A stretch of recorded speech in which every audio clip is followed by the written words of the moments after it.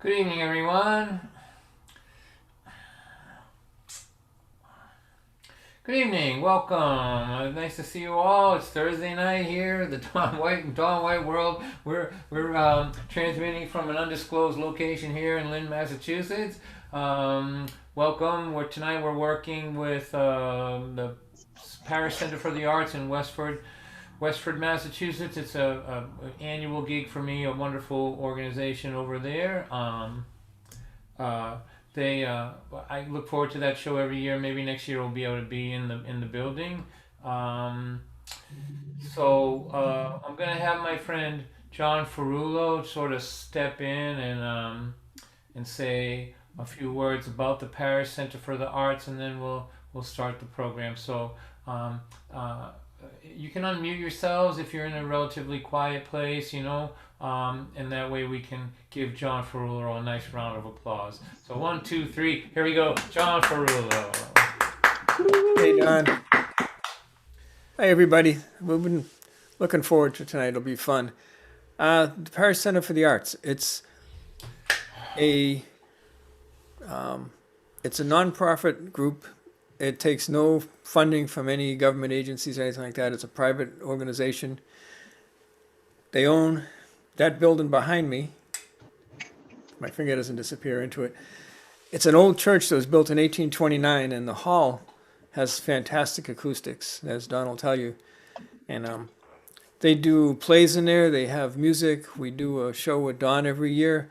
There's art shows. Every month there's a different artist that displays his visual work in there. There's a ton of different things. They've done folk dancing. They've done Indian folk music and almost anything you can name. And we're really looking forward to getting back into being able to do things live in the building. So far this year, we've just done the Zoom open mic. But I'm looking forward to hearing Don tonight, so I'm going to go back, pass it back over to him. Thanks, Don. Have a good night. All right, thank you. All right, so here, those of you that are new, first of all, I want to say hello. If you're in the Zoom part of the show, welcome. I see my friends from Nebraska here and people from all over the country. Look at you all.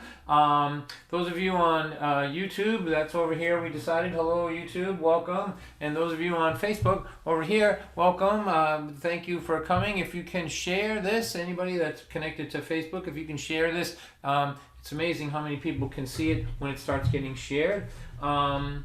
So let's see if we can get as many people unmuted as possible. So if you're in a relatively quiet place, go ahead and unmute yourself. That means, no phone's going to ring or something like that. But if you're in a pretty quiet place, it helps a lot so I can hear people and hear some laughter and applause. And don't worry if it gets a little noisy. We have technicians behind the scenes that will address that. They'll mute you and unmute you as need be. So 1, 2, 3, 4, 5. That's not bad.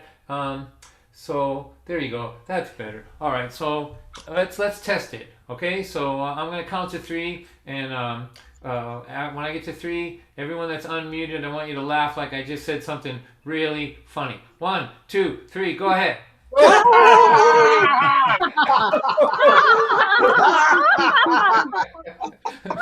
my favorite part of the whole night right there. All right, so thank you.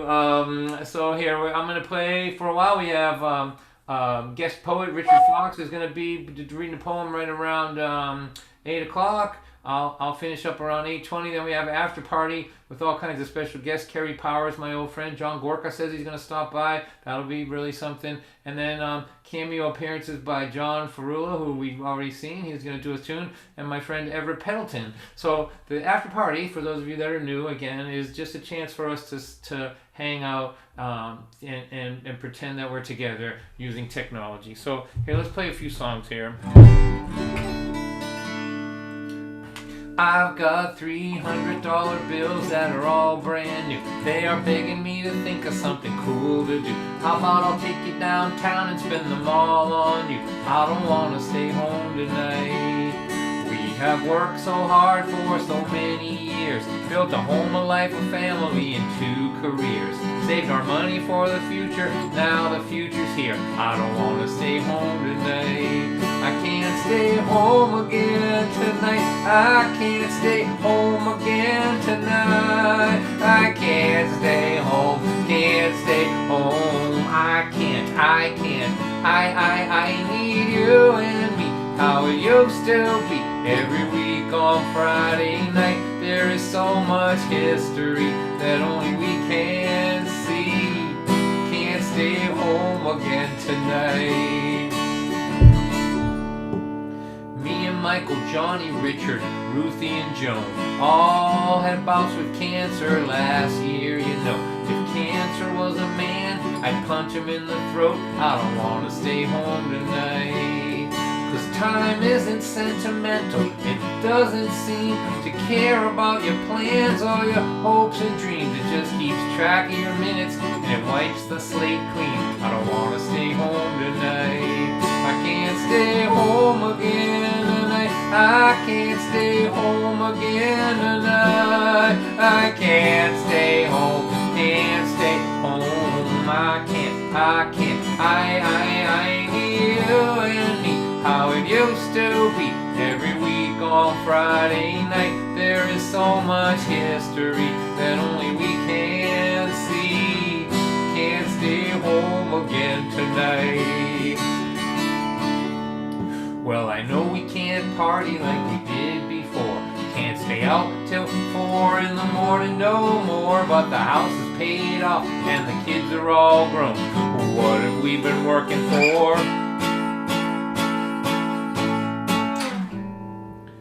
Let's take a nap, take our inhalers, take a multivitamin, and then go out to hear some music with all of our friends who didn't die from the way we used to party back then.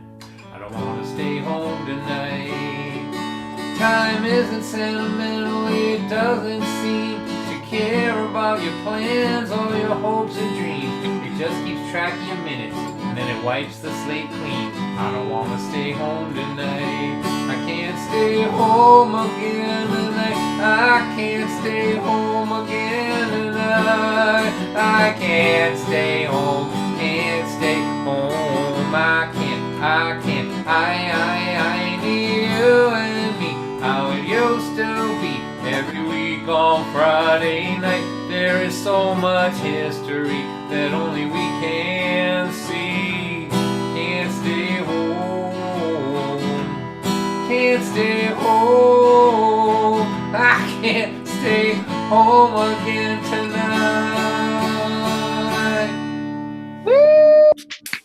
Oh, Sarah! Come on. I'm here, buddy. Oh, Here. how's the? Did you find your cat? That's what I want to know. I did. Oh my gosh, my If baby. you want to tell us, we use this as a therapy session. You lost your cat, and then what happened? So my cats are kind of feral. So every morning we let them out of Alcatraz, and they go and run around and eat things and do whatever they want. And then evening we ring a bell and they go into Alcatraz willingly to eat their dinner. And he didn't show up the night before last. And I was like, oh no, we live in an area of California that's in the mountains. So we have mountain lions, we have bobcats, we have foxes. Do they think cats are delicious? They do, especially buttered cats. So I was really worried about him. And so last night I went out at 9 o'clock and I had my headlamp on and I saw some eyeballs. I'm like, maybe I'll go toward the door just in case that's not him and it's something looking to eat me. and I called to him and he showed up and he's injured. He's got a limp and his leg is swollen, but he's got okay. a story to tell. His novel is going to be much more interesting when he finishes it now. And right? This is not the first time. He's the cat with like 9 lives from the very first day of his birth. He's down to about 4 or 5 now, I think. Maybe. He's almost 8. So I'm like, oh my gosh, that's a long time for an outdoor cat around here. Well, I'm glad it worked out good. So this is Sarah. Those of you that are new to the thing, Sarah comes every week from California. She used to live here in Lynn, Massachusetts. She's a great supporter of not just me, but all the arts, and a good friend of ours. And we like to make this as interactive as possible. So let me play another tune, and then I think I'm going to tell some stories tonight. And I'm excited about a bunch of stuff. I'll tell you about it in a minute. All right. This is for all the old hippies in the audience tonight, and but I can see them. I can smell the patchouli from here. Here, wait a second. Get in the speaker view. All right.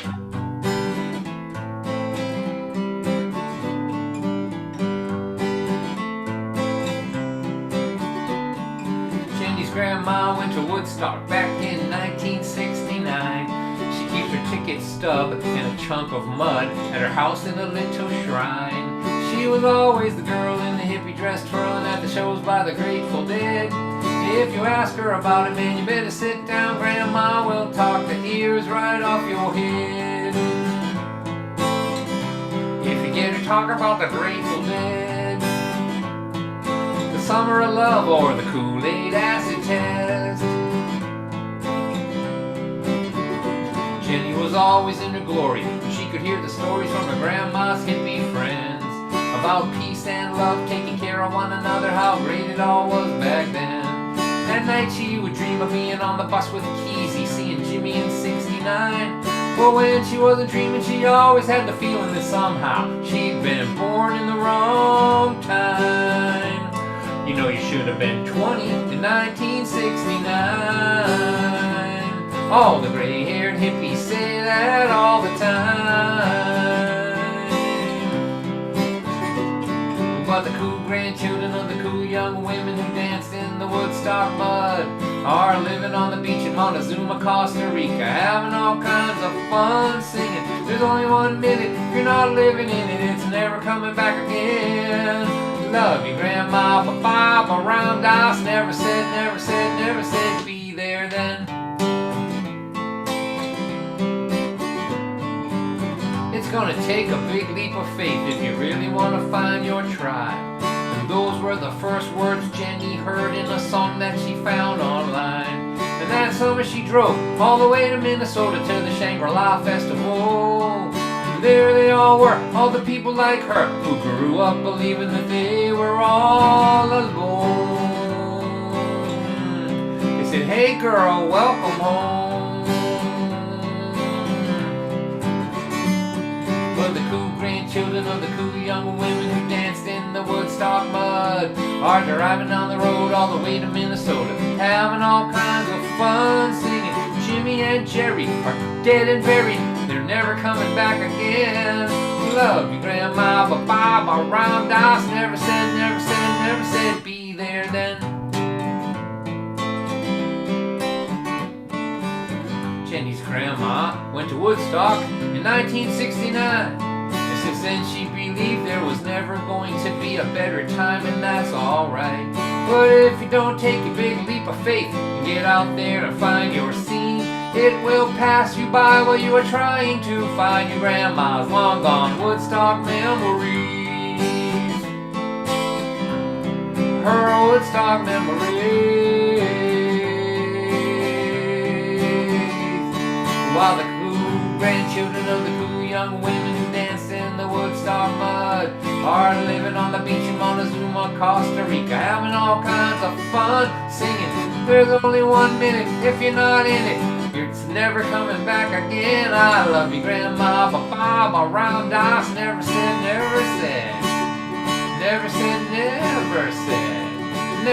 be there then.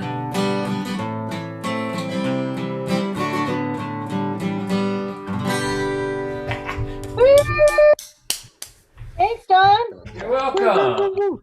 And the crowd goes wild. The crowd is going totally wild. So I have to tell you something here. So I think I made 10 albums in my life, right? And some of them, the first one was the first CD. I mean, I have made some secret cassettes that were made before that in the 80s, but the first album was 1991 or so. I think I recorded some of it at the Old Vienna Coffee House. So Tim Mason's here representing. So anyway, there's an album out there that was part of a label called Lyric Moon, and it was called Rascal. And I think I recorded it in 1996. And then by 1998 or 99, I wasn't with the record company anymore, and it hasn't been around. Like, I haven't had a copy of it, and I kind of forgotten what's on it.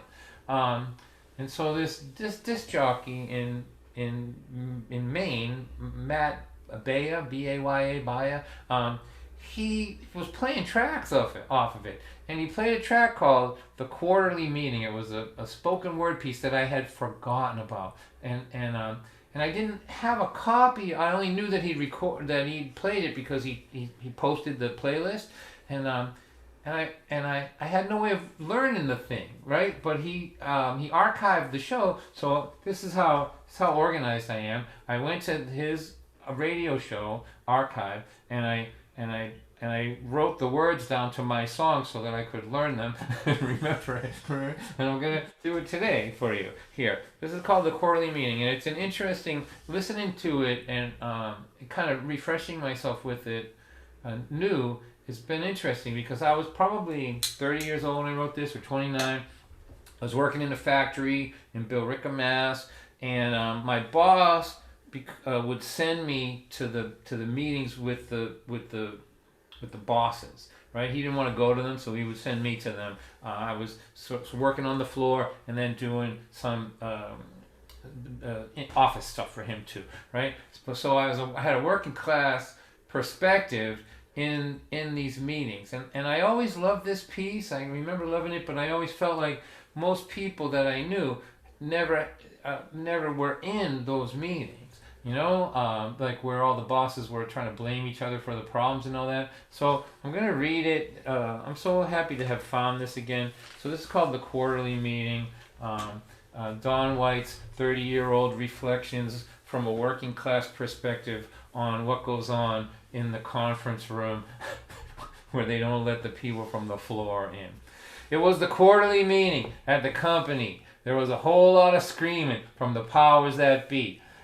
All these middle-aged men with a lot to lose, with the veins in their foreheads, all bulging and blue.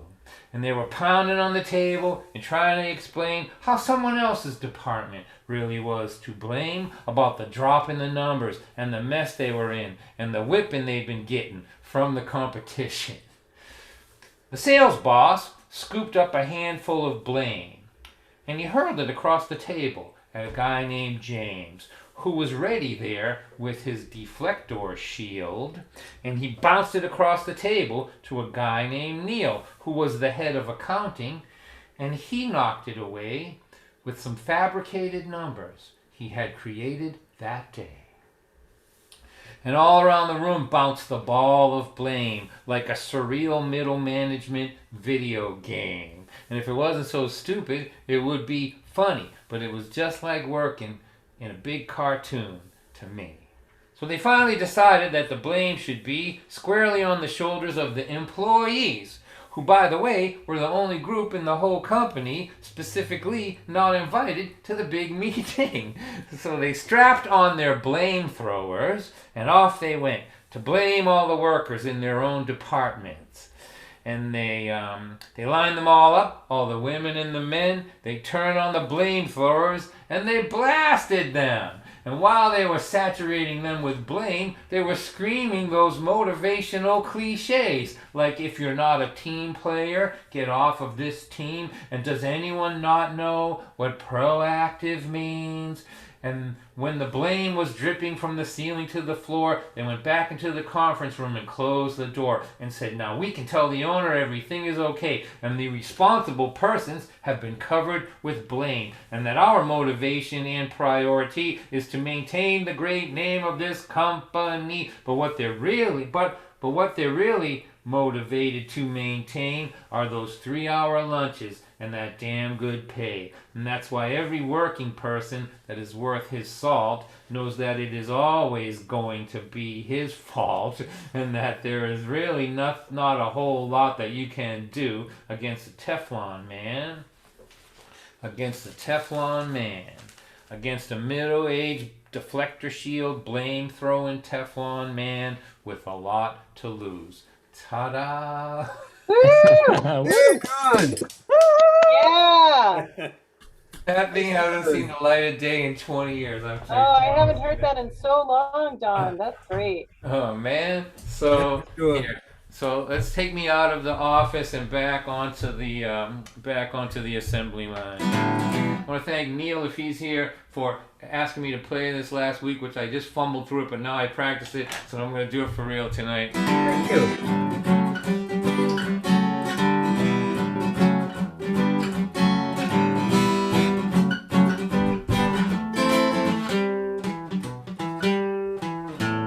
Just an ordinary working Joe.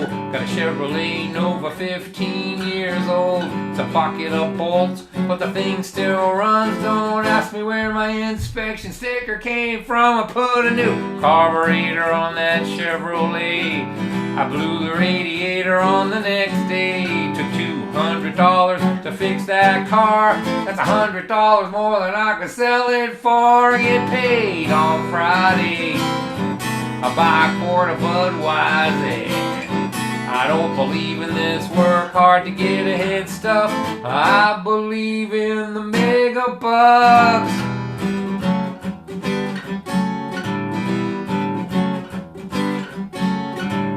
Months ago my boss promised me a raise. He promised me again the other day. Be the happiest man that ever lived if I could pay my rent with his promises and get paid on Friday. I buy a quart of Budweiser. I don't believe in this work hard to get ahead stuff. I believe in the mega bucks.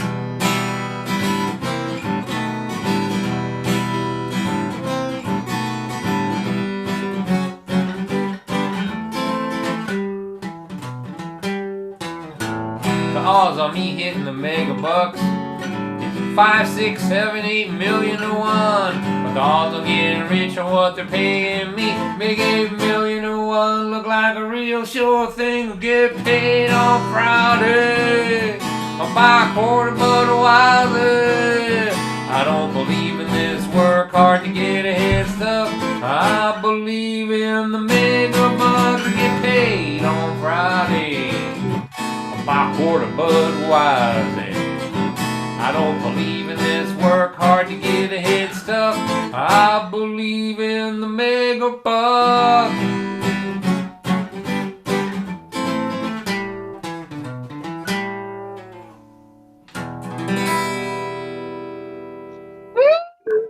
Hey, Don, thank you for that. I appreciate that. Hey, Neil, so good to hear your voice. So good to see you. Thanks. So those of you that are watching on other platforms, you're welcome. You can see here that over on Zoom, people can yell at me in between songs, which is good and bad, depending on what they yell, I guess. But mostly I like it. And so you're welcome to come over here and join us, or you can stay in anonymous over there if you're in the witness protection thing or whatever. I understand. And those of you on Facebook, I understand that, you know, you can be scrolling cat videos while you're watching too. It doesn't hurt my feelings and everything. But if you want to come over here and join Neil and Sarah and all my friends from all around the country and sort of, you know, be in the interactive part, Brandon, our technician, will put the access information into your individual chats, and you're welcome to come on over here and hang out. All right? Yeah, come on over, everybody. Hey, from Chicago, Don. That's right. There's free beer over here. Come on. Hey, come on over.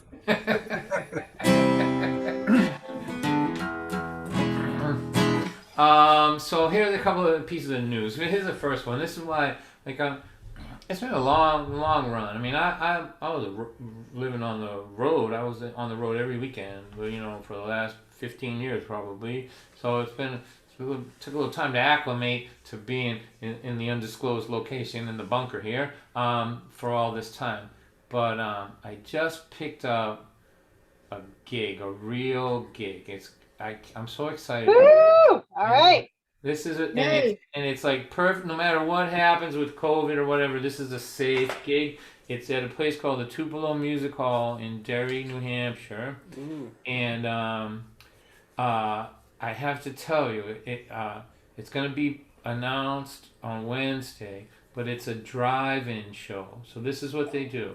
They let 75 cars into the parking lot with a car space between every car. So so you park a car, have a space, park a car, have a space. And then you can get out of the car and bring chairs and sit on the driver's side outside, and there's a car between, you know, so it's safe and it's outside, and they have a big sound system. So I'm going to actually play on July 2nd, it's a Friday night, for a real audience in a safe environment. And I'm telling you, you're going to want to come to that. I have a lot of pent-up entertainment in me. I can't wait to just, you know, to be in front of people that I can actually touch, you know, eventually.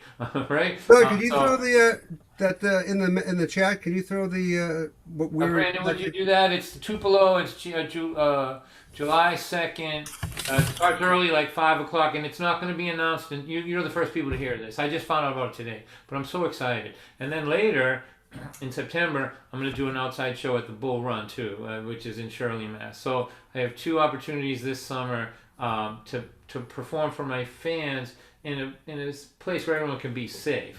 And man, I'm so excited. Like I'm thinking about bringing my friends, and you know, we'll all be vaccinated. Maybe I can sing and have a fiddle player, and I'm just jazzed to death about it. So buy your plane tickets now. Those of you in California, Nebraska.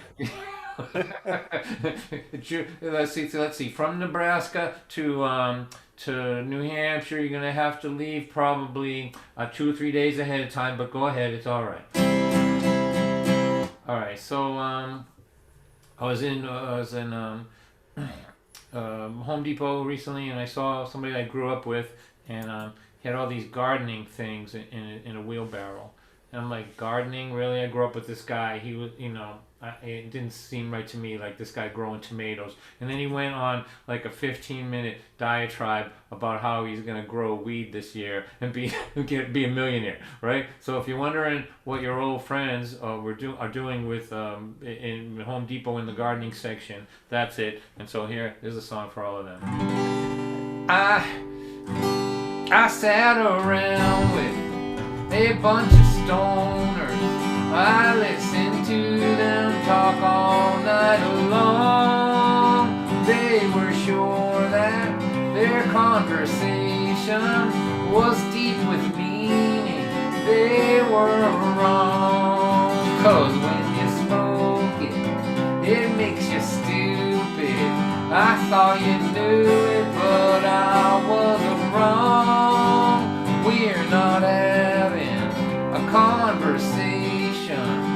This is nothing at all. My friend Harry lit up a fatty to celebrate my brand new job. I watched his brain float out of my window. He left me talking to an empty block. 'Cause when you smoke it, it makes you stupid. I thought you knew it, but I was wrong. We're not having a conversation. This is nothing at all. What if our whole life was just a dream, man? What if we're dreaming this right now? I forgot what I was just saying. Let's order pizza. Wow. 'Cause when you smoke, it makes you stupid. I thought you knew it, but I was wrong. We're not having a conversation.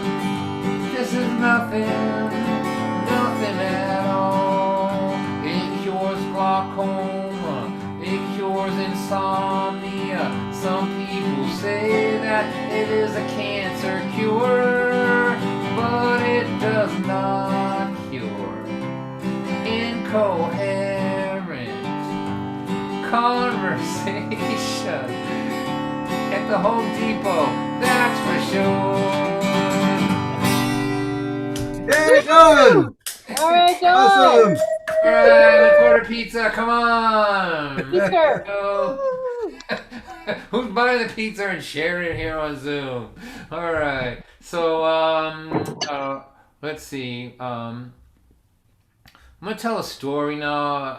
I've told this one a fair amount, but I'm thinking I'm gonna be back out in front of audiences a little sooner.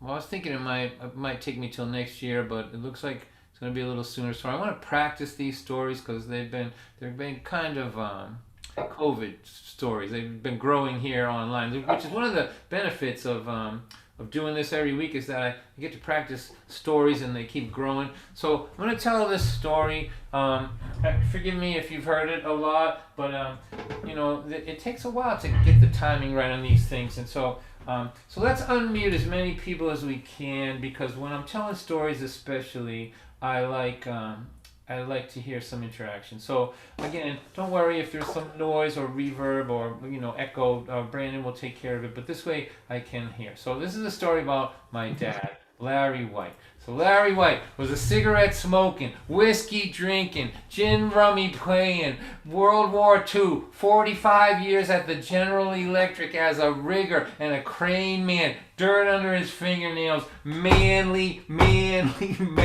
He couldn't have been any more manly under any circumstances. And he never did one single thing that he was supposed to do in order to live a long time. He hadn't cracked a sweat since the 50s.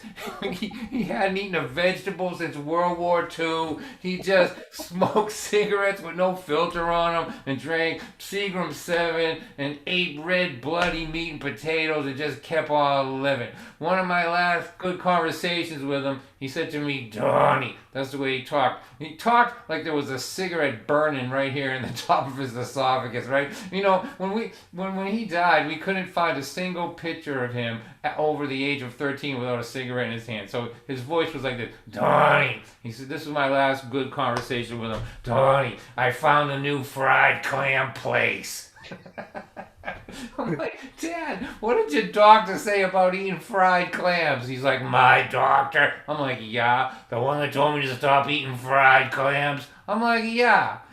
He died 20 years ago.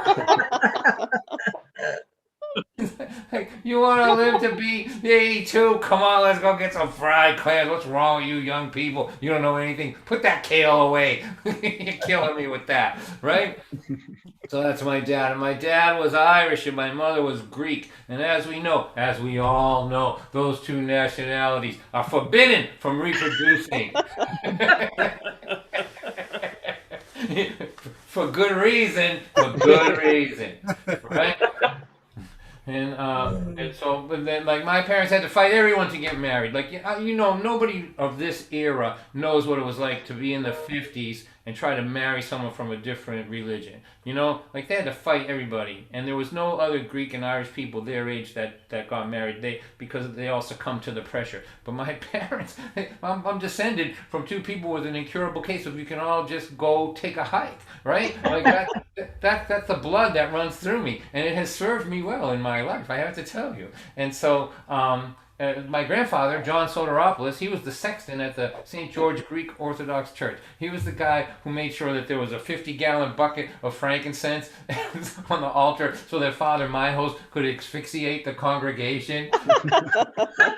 Have you ever been to the Greek church? Anybody? You're like it's like a smoke everywhere. You're like, what the hell's going on here? Right, like that, right? So my grandfather, he was that guy. So he was a church guy, and when he found out that his daughter was marrying a Catholic, he lost his mind. He wouldn't go to the wedding. He wouldn't talk to anybody. He was sure all his grandchildren were going to hell.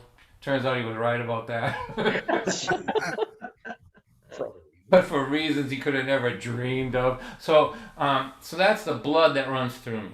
And so those of you that are from different parts of the country, it's hard for you to understand a few things. I just have to explain them to you. My Bostonians will know this, and my New Yorkers.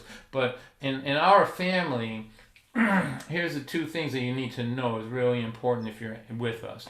One, if we're picking on you, that means we like you. Very important piece to know, right? And if we're quiet, you really should leave. like us being quiet and deciding not to pick on you, that's a bad omen. You better get out of there, okay? So I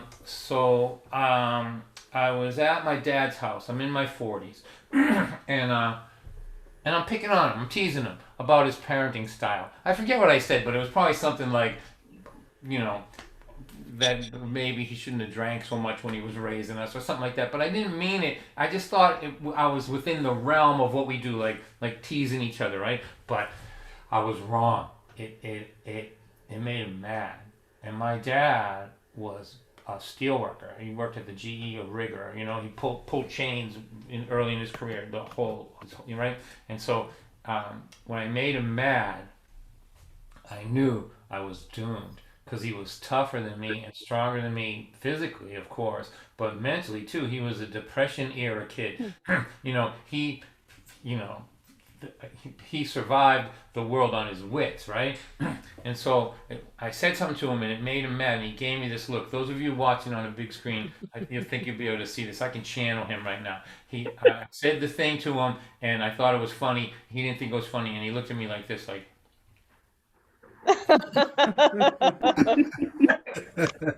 oh man, I'm telling you, it put a chill through me. I knew I was doomed. I felt like a pantomime stuck behind a glass, like this. I couldn't get out. I'm like, like that, right?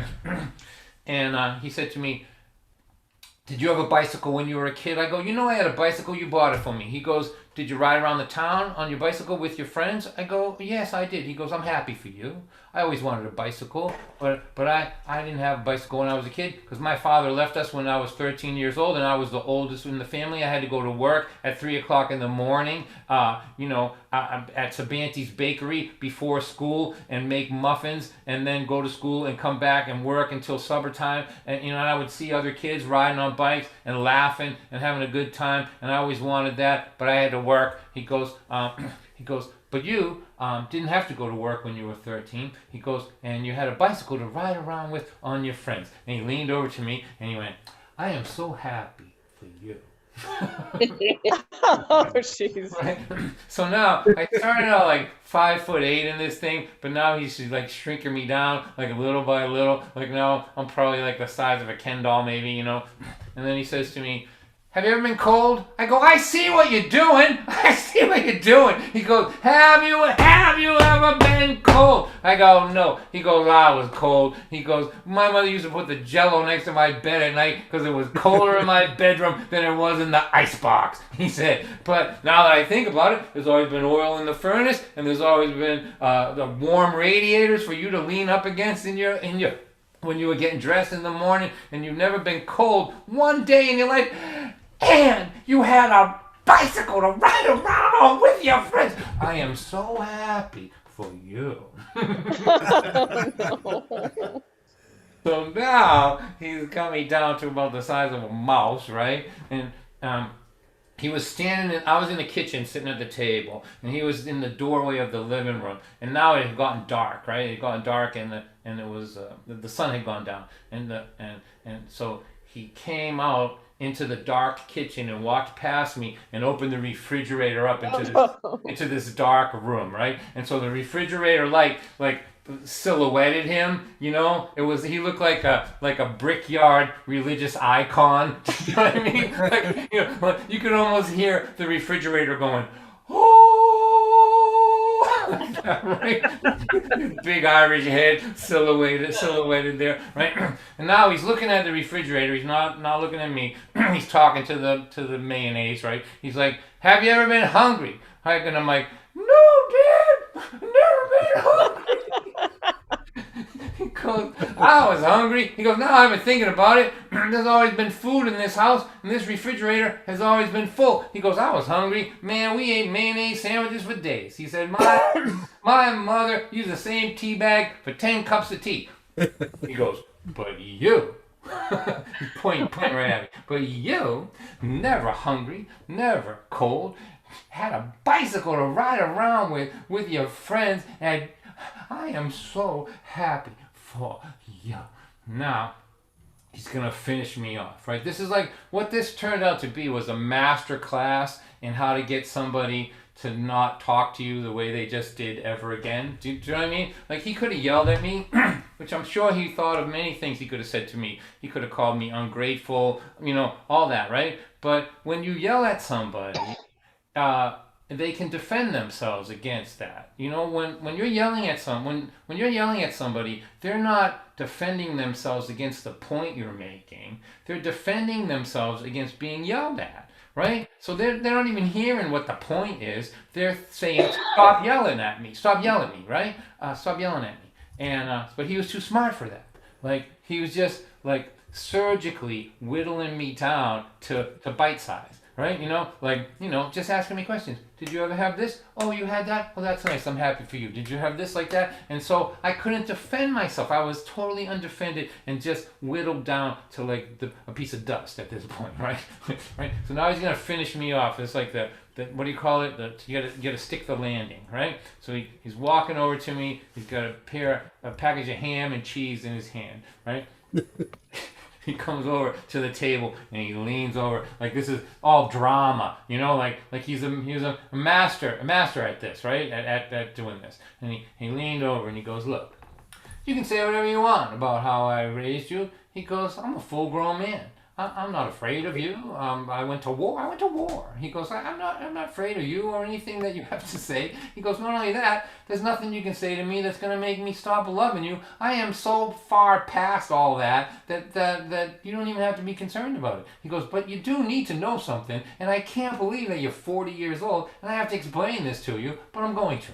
He goes, when I was a kid, this life that you had, never hungry, never cold, it had a bicycle to ride around on, toys at Christmas, could laugh with your friends in the town, didn't have to get up and go to work at 13 years old, and never stop working till you retire at 65. He goes, the fact that you were never cold, never hungry, didn't have to go to work, had toys, had a joyous life. He goes, not only did I not have it, but I'm telling you the truth, I didn't know it was possible. He goes, it would have been beyond my ability to dream of this life that you are criticizing me for giving you. So now you need like a microscope to find me. Like I'm reduced down to molecular things, right? Now he's gonna finish me off. He takes the ham and the cheese and he walks over to me and he drops it in front of me on the table. Didn't slam it. That would have been too dramatic. He just dropped it so it made like a little bang. And it went bang like that. And he goes, "You look hungry. Make a sandwich." And he walked into the living room. And he sat in the dad chair like this with this big grin on his face. And you flicked on Matlock and thought to himself, hey, that's how you do that. All right, that's my story. I hope you Great, Don. For hours of therapy. Nice. I miss that guy so much. Like, we just sold my house, and like, he paid $11,000 for his house in 1962, and he told me, he goes, $11,000. He goes, I didn't sleep for a month just thinking, how am I ever gonna make the payments on $11,000, right?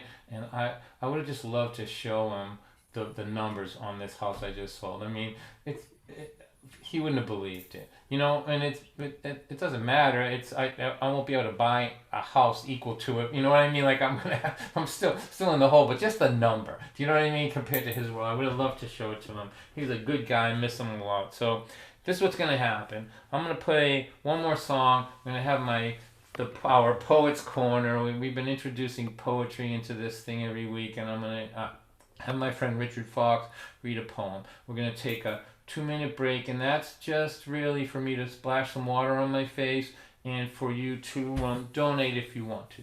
Okay, but I want to say this to everybody here and everybody on any platform. This is free, and I have been without money more than I've had it in my life, and you are always welcome where I am, no matter what. Always welcome.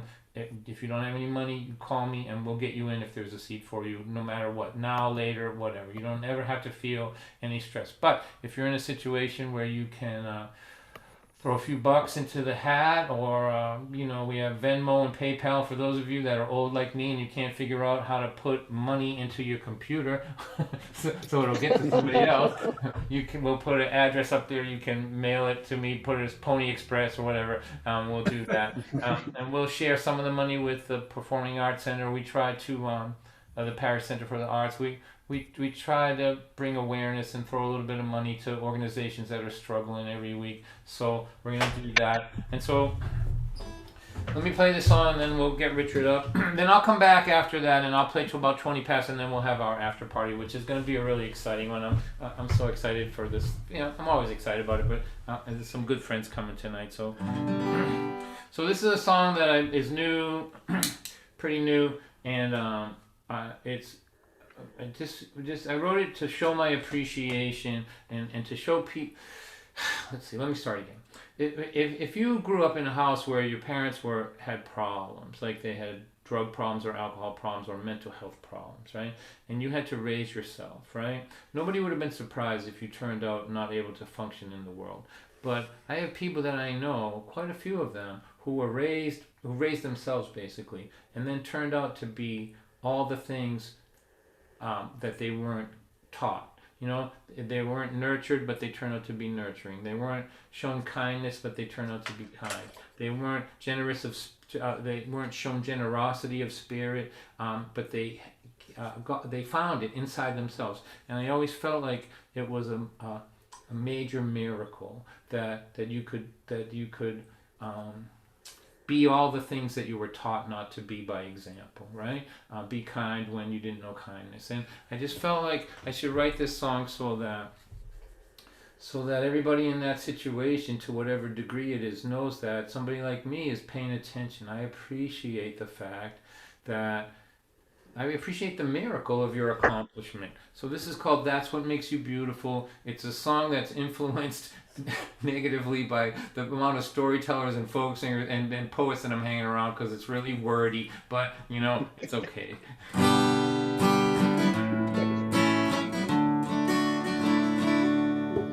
You were taught by your world that empathy and kindness were the kind of things that made a person weak. They said push and grab and fight every minute of your life, and then trample those between you and what you believe you need. But from the moment you were born, in your heart there was a song you could hear through all those years of fear and insecurity, singing cruelty is always weak, but love and empathy are strong enough to break the chains of selfishness and greed. Gentle is the strongest thing to be. You know it is not your fault that heroin and alcohol made them both too ill to give their children what they really need. But it sure would have been nice to be encouraged once or twice, to feel safe at night, or to have a life with just a little normalcy. But from the moment you were born, in your heart there was a song you could hear through all those years of fear and insecurity. When you feel hatred in your heart, you just remember who you are, and that underneath the weight of hate, your heart cannot be free. Forgiving is the strongest thing to be. It's not the color of your eyes, not your hypnotizing smile. It's not any of the many things that everyone can see. No, it's the way you always knew what they told you wasn't true. It's how you made yourself the person that they taught you not to be. That's what makes you beautiful to me. A young man's eyes see beauty in what is on the surface, not within. He will walk past what is beautiful to be near the thing that shines. But these old men's eyes see beauty in the story, in the journey. They have seen too much to be fooled by what attracts a young man's eyes. From the moment you were born, in your heart there was a song you could hear through all those years of fear and insecurity. There was nothing that this world could do to crush the love inside of you. Under neglect, abuse, and selfishness, you were caring, kind, and generous. It is the lonely road that brought you here. It's how all alone you persevered. It's the defiance and tenacity of your heart song of humanity. That's what makes you beautiful. That's what makes you beautiful. That's what makes you beautiful. meaningful to me. That's beautiful to us, Don. Thank you so much. Oh, beautiful, Don. All right. Thank you. Thank you for supporting me and for supporting us artists who lost our way to make a living. I just love you so much, and I'm so grateful to you all, wherever you are, whatever platform. Thanks, thanks, thanks. So before we take a little break, we're gonna introduce our Poets Corner. So my world, starting at the old Vienna Coffee House back in the day, and all that, is mixed up with poets and storytellers and um, uh, musicians and comedians. It's just a mix of all of this. So I introduced the Poets Corner here, and it's just been a chance for me to sort of introduce to my online community my wordsmith friends. So I'm going to introduce you now to somebody is truly, and I mean this, one of the dearest friends I have. Somebody that I just love so much. I just love him so much. I've known him since I guess the late '80s it would have been, but he's just a kind and generous person. He also told me it's okay to talk about this for him. I don't want to talk about too much, but just to let you know that he's been battling cancer for a long time now, and it's he has treatments every week, and he's been in a really hard battle with this, but his attitude is so good. I mean, and he's so generous of spirit. Like I will, when I find out that someone I love, well, when I had cancer too, and when I find out someone I know has it, I'll call him up and he will reach out to them even when he's not feeling good, and just give them a sort of a balanced, kind voice to hear of somebody who's been through it all. His generosity of spirit is among the greatest I've ever known.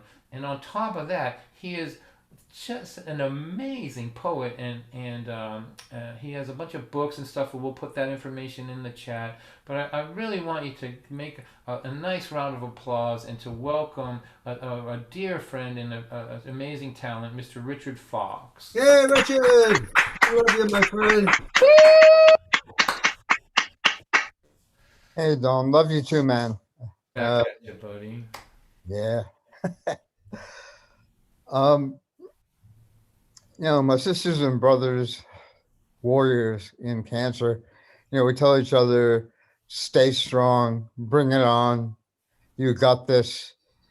A lot of words we use, we kind of psych each other up before we go into a room and have treatment. But what also comes out in the waiting rooms are stories, and people drop their filters. People are honest about what they're going through, and we trade stories. And this poem comes out of the Dana-Farber waiting room. It's called Hypnagogia, which is a state of consciousness during the onset of sleep. Hypnagogia. 3 months ago, we met in an infusion, traded indica mint for sativa kiss, became confident, able to speak a paragraph in a few words. Our bodies pay for that code. Incisions down my side from lung incursions. Below her navel, the cervical access. Her pearly tub, water heated to a constant 99 degrees, engulfs me to the chin. I occupy the space between dreams and awareness. Lacerations soothed, thoughts numb. I hear the front door open, close, steps down the hall. Chuckers hit the floor, a weary sigh. Padding into the bathroom, she removes her barrette, coughs, spits phlegm in the toilet, raises her dress, black with yellow, orange, red blossoms, drops panties, sits, pees, farts. Would I like an iced tea? Yes, please. She returns naked, hands me frosted glasses. My eyes inspect her belly, the long crimson scar in pale flesh, ragged, slightly swollen. Thank goodness I can finally bathe. She glides into the water, splashes her face, tips of raven hair wet, utters a luxurious squeal, gathers her glass, sips, smiles. I watch her breasts float. She giggles, bobs up and down, a buoyancy demonstration. What did your oncologist say? A shudder. I can try another round of chemo or parallel tears streak her cheeks. I offer my hand, squeeze hers. We stare in silence, understand the threshold on which we balance, swaying from life to awaiting mystery. She turns around, sits in my lap, careful not to prod my rib cage. Our temples join. Lack of inhibition becomes intimacy. I wrap my arms around her waist. She reaches down, elevates my fingers to her nipples. Her hand hunts, engulfs my feeble erection. We caress. She hums. I mourn half a vagina purged, a vulva medically forbidden, a crippled penis. Sunset dyes walls, waves, amber. Her teal toenail surface wiggle. We do the best we can. Thank you. Wow. Richard, that was hot, so heartwarming, Wow. so honest. Thank you, thank you. Thank you. Thanks, Fox. Thanks, Abby, Richard. You know, I've heard that piece before. It is so perfect, so perfect. Such a window into it with love and kindness and frankness. I I just love it. Let's hear it one more time for Richard Fox, please. Everybody. beautiful, Richard. Thank you. Thank you. Keep up that spirit, my friend. Richard, if you feel well enough to be around 9 o'clock, we'll get you to do another piece. Is that you just let it? If you're there, I'll know. But I'll be there. Oh, you'll be there. All right. You might have to take a nap between now and then. All right. So I'm just gonna take a 3 minute break here. This is just think of this as passing the hat. If you can donate, you'll be helping out the Parish Center for the Arts and the Dawn White Grocery Bill over here too. And then I'll be back. I'll play to 20 past or 25 past, and then we'll have our very exciting after party. So I'll see you in just a few minutes, everybody.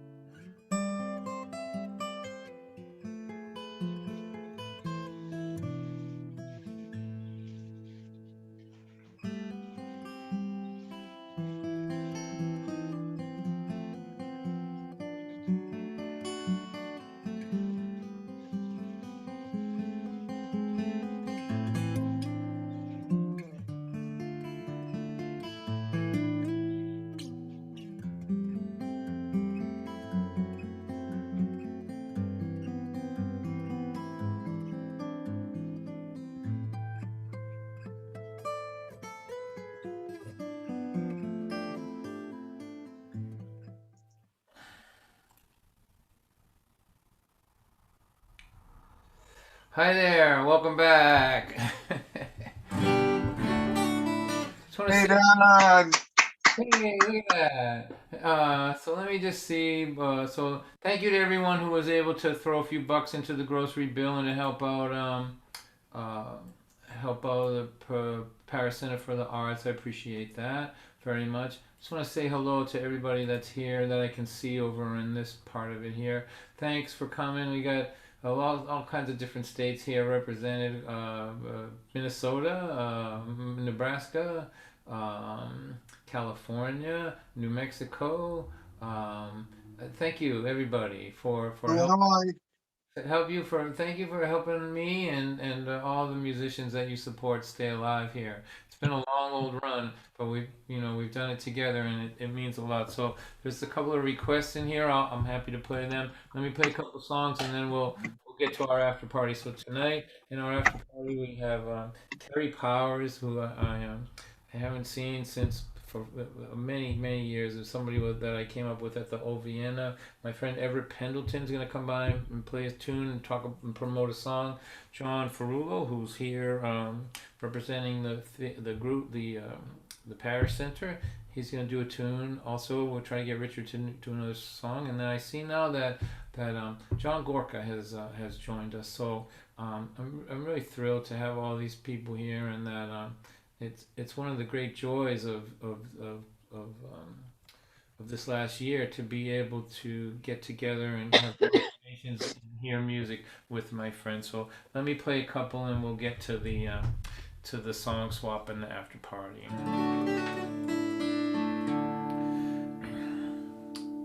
I overheard a man complaining how his 401k was not performing quite how he would like it to.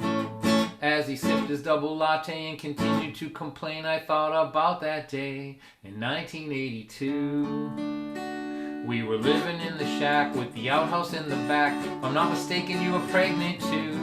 But we thought it might be funny to count up all of our money and discuss all the investing we could do.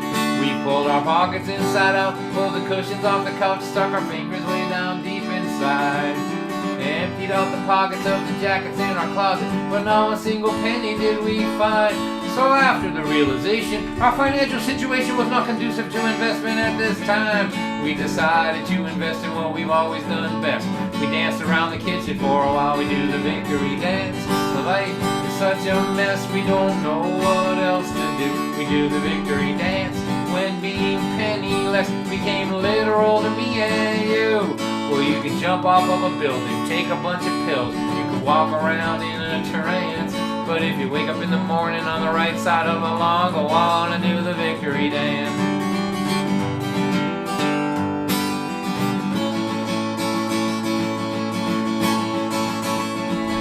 I got fired from a job I have been working at for 20 years faithfully. Oh dear, oh God, oh my, how will I survive without a corporation taking care of me? I was so stressed out for weeks, I couldn't eat, I couldn't sleep, I didn't think that things would ever turn my way. And then a couple months went by, I began to realize, man, I really hated working at that place. So I started working for myself and improved my mental health. Now I'm happier than I've ever been before. Oh dear, oh my, oh God, I should have quit that stupid job 19 years ago. Victory dance. My life forces me to go out on my own. And then I just declare victory, and I march my army home. There are things you can't control, things you'll never know. Some things are always left to chance. If you're a clerk or you're a farmer, work from home in your pajamas, do the victory dance. When your life forces you to go out on your own, just declare victory and then march our army home. There are things you can't control, things you'll never know. Some things are always left to chance. But if you wake up in the morning on the right side of the lawn, if the world has gone to hell, and in your car there's a 5-gallon bucket of Purell, if you're stuck in a tiny house with your children and your spouse,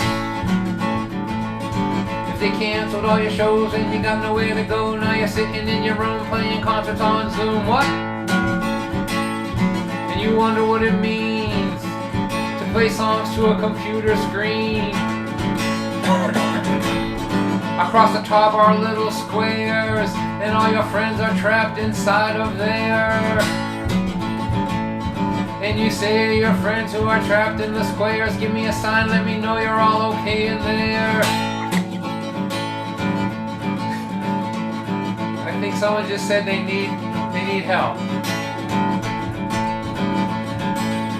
You know, trapped in a square on a computer screen is just a big metaphor for quarantine. If you lose your money, but you still got your honey. If you lose your honey, but you still got some money. If you find it hard to cope cause kids are all on dope, don't surrender yet. Try not to forget in this game of life we're in. In this game of life we're in. In this game of life that we are in. If you don't die, you win. Oh, done. Wow. Love that song. dancing. Thank you. All right. So here, two more tunes, and then we'll move on to the after party. Thank We're you. like mimes in the boxes. What's that, buddy? We're like mimes in the boxes. Minds in the boxes. That's right. Especially if we put the mute button on you. You know, I'm gonna love going back to regular shows, but I'm gonna miss the mute button. I'm gonna ask John Gorka what he thinks about maybe we can get Zoom to give us a mute button to take with us around the country, so we can just like mute the drunk in the second row, seat 6. Hey, sorry about that. That would be technology to go.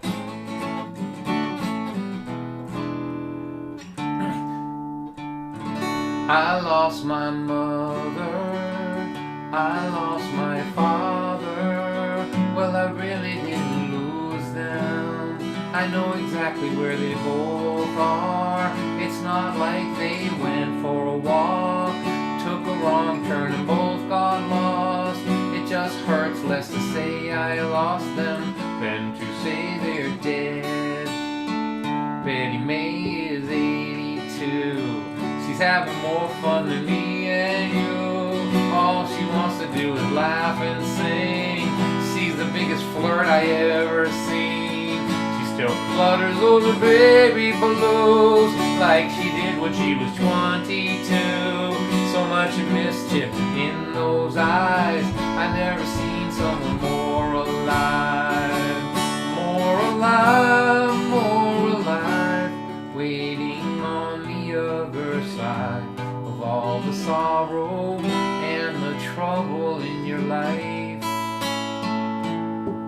There are so many sad goodbyes in a long and well-lived life. If they don't break you, they can make you more alive. When my mother died, I was so smashed up inside. I was crying like a baby. I thought the pain might kill me. And Betty said, son, you won't believe how many loved ones I buried. My father, sister, my brother, son, my husband, and my mother. And every time I lose a friend, I think I'm never going to laugh again. I lay around and watch bad TV till this feeling comes over me. And then I put some music on.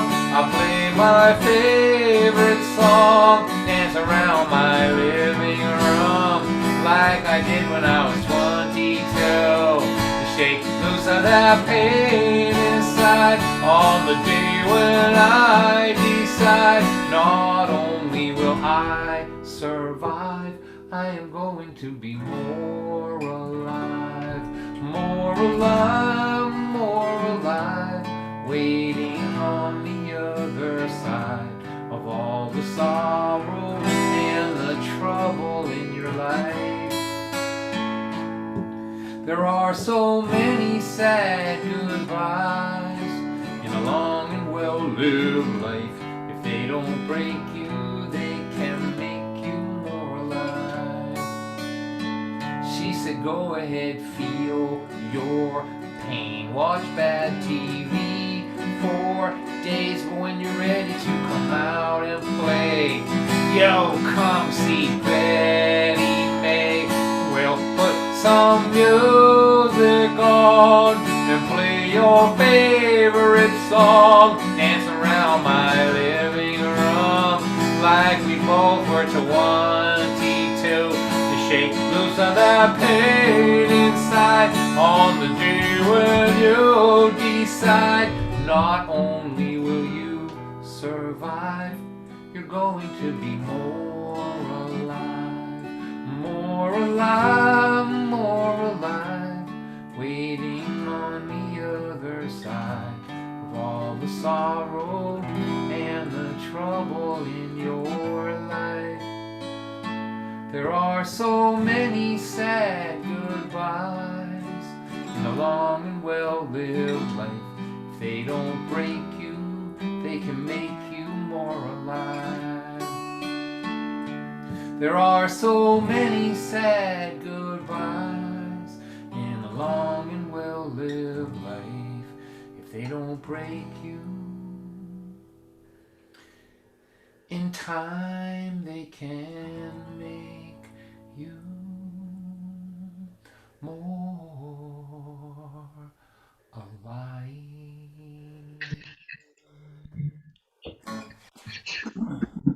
Beautiful, Don. Thank you so much.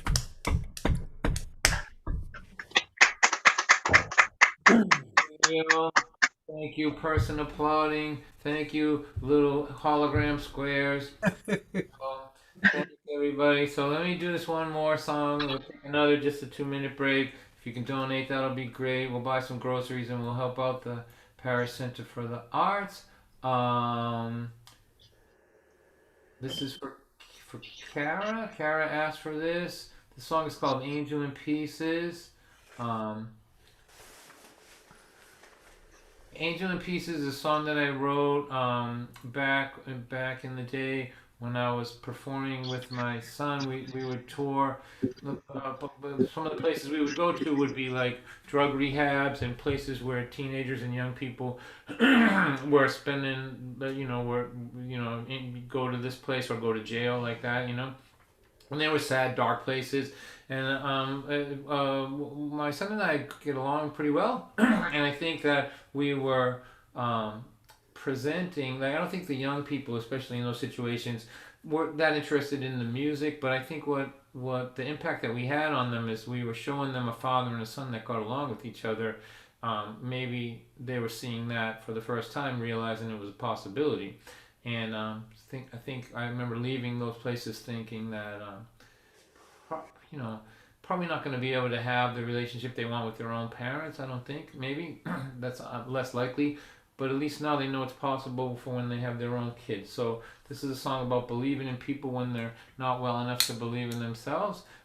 It's something that you all do because, people that come into my world are just good at that. They're just good at being kind and generous of spirit and all that. So on behalf of humanity, for whom I am the official spokesperson, I want to thank you all for your little kindnesses out there in the world. Whatever you're doing, I've said this many times. If you got, have a friend that's alone or having a hard time, COVID isn't helping them. So, they're probably not better than they were before this. So give them a call. You might find that you're the first person they've talked to in a month. And that's noble work to spend a half hour on the phone with somebody that nobody's calling, right? So here you go. Thank you, Kara, for asking for this, and then I'll be back in 2 minutes, and we'll get together our socially distanced after party, like truly socially distanced. Like there is thousands of miles between some of the people at this after party, right? Okay, so here you go.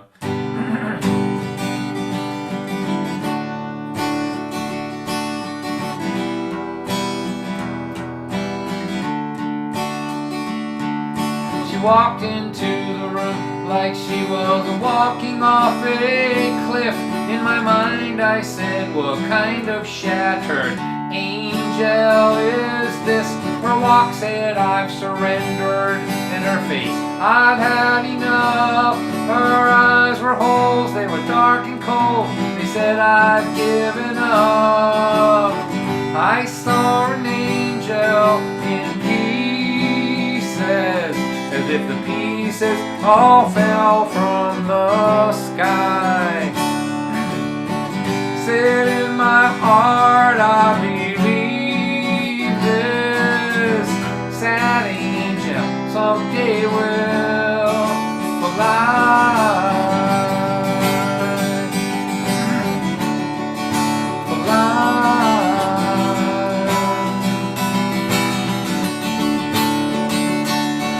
Life rains down so hard upon some people that we know. It tears their faith and hope away, and they walk around like ghosts. And we see them as they are breaking, and as their spirit dies, but deep inside we still believe they will come alive and fly. I saw an angel in pieces, if the pieces all fell from the sky. I said in my heart, I believe this sad angel someday will fly.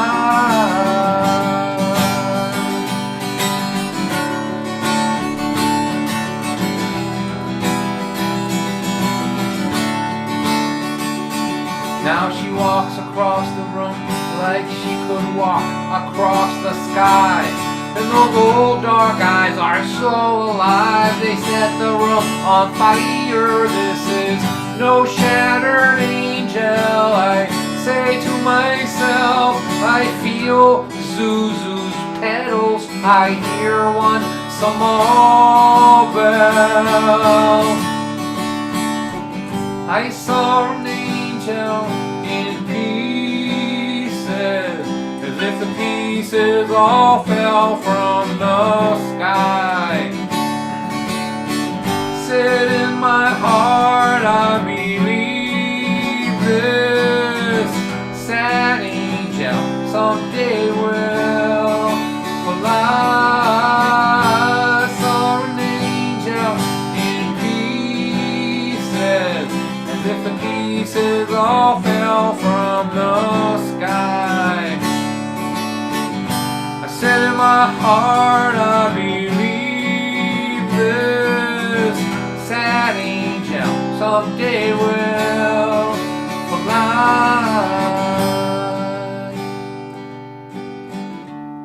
Look how beautiful you are.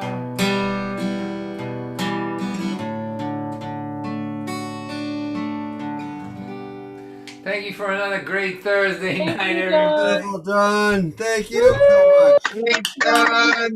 Awesome, my Beautiful, Don. That's love beautiful. you. Thanks, Woo! Don. Just what I needed. I appreciate that. That's a nice thing to say. You know, you wonder if what you do is useful in this world. So those comments like that matter. They mean something to me.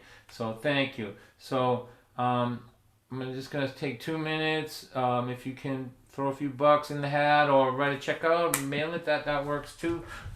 Anything that you want. And if not, like I said, don't worry. Everybody's out of work or whatever. It's all. I love you no matter what. No matter what, you're welcome around me. So I'll be back in 2 minutes, and we will have a truly socially distanced song swap in just a few minutes. All right, thanks everybody. I'll be back in just. Thanks, Don.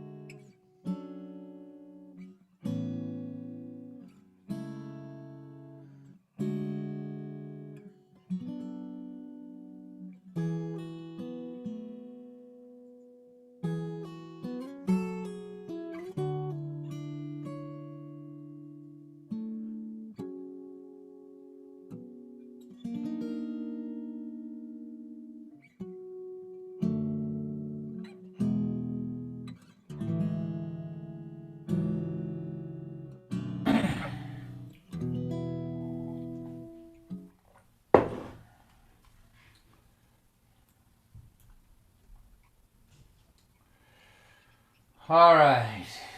Welcome everybody back. Let's see, can you hear me? There you go. Let's see. Is everybody hearing me? Just go like this if you can hear me. All right, good. So this is the after party here now. I'm going to start out. So we're going to go around 3 times probably. Try to get this wrapped up by 9:30, maybe a little after. We're going to pull in a few people for a couple of cameo appearances. There's a chance for me to feel connected to the people. You know, on the road, I would bump into a lot of these people that you're meeting here, and we would hang out. We would go out and get something to eat till wee hours of the morning. We would sit in the venue after they close and jam and play, and it's one of the things I just ache for missing. And so I'm going to start off by introducing you to a friend of mine that I'm so delighted to see that she was able to come and do this.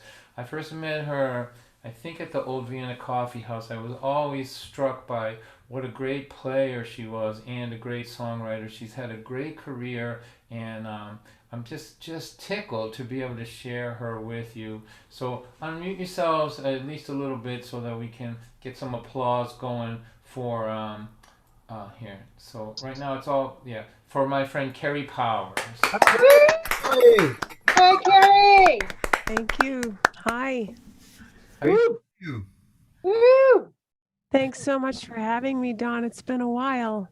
I know it. I'm so delighted that you could do it. I've been, I've been watching, your website and all that. So we can talk about this later, but are you working on a new recording? Did I see that, or a new? Yeah, a brand new album. I'm real excited about it. All right. So when we go around the second time, we'll talk about the album and your influences and whatever. But why don't you just get the after party started? The truly socially distanced after party started with a little tune for us all. You bet. This is called Train in the Night.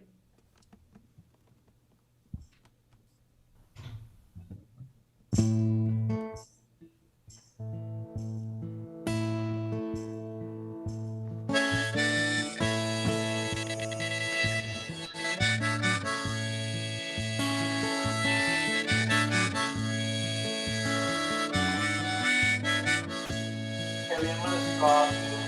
Carrie.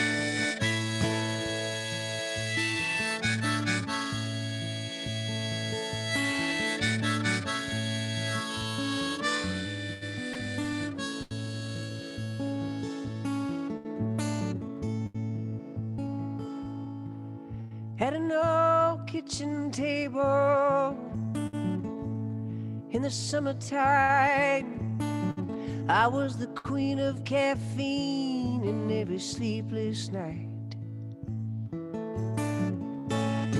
You said you loved me, I believed what you said. Still drift through some days with your words in my head. Yet in my heart, they pull me in, cut through the dark with a mystical light, like a train in the night.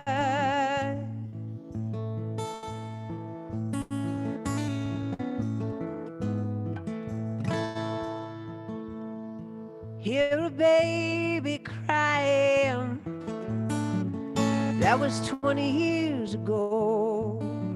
Hard to believe our boy's grown into a man of his own. Remember the park bench you'd be waiting on. I held on to that hope until it died out in my arms.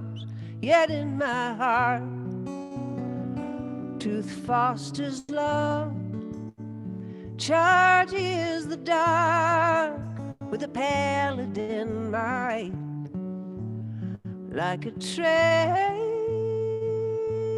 in the night.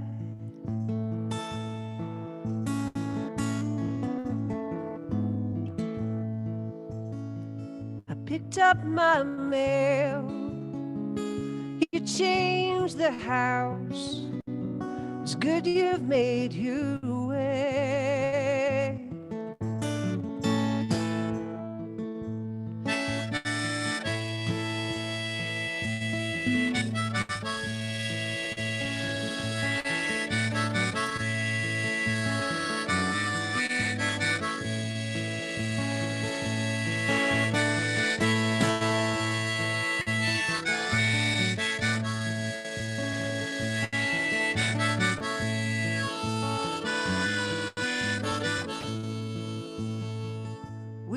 close our hearts, pull them in, riding the dark till they trailed out of sight like a train.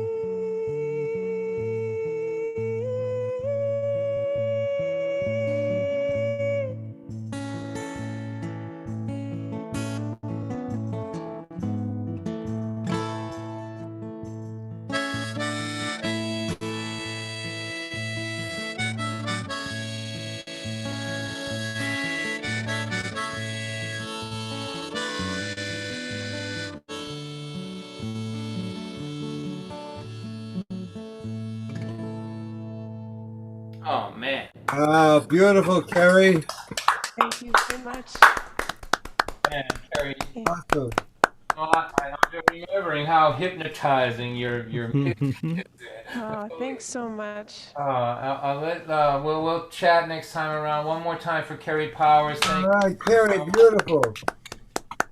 All right, so oh man, that was great. So coming to us now from the wilderness of Minnesota. So delighted to have this young fellow with us. He's just a legend and somebody that I admire tremendously, not just for his talents, but the kind of man he is. He's just a great person. So please welcome John Gorka. Hey, John. Thank you, Don. Thank Great you, to Don. see you. Great to hear you, Kerry. That was beautiful. Thank you so much. So I didn't make the sound check because we had to take our dog to the vet. So I hope this is the sound check. Maybe I'll just do this song since Kerry did that song. I'll do a train song.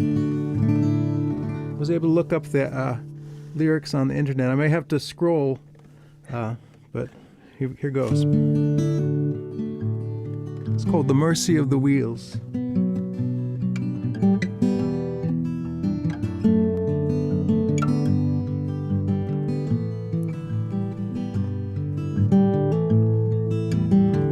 Heard a train calling through the middle of the night.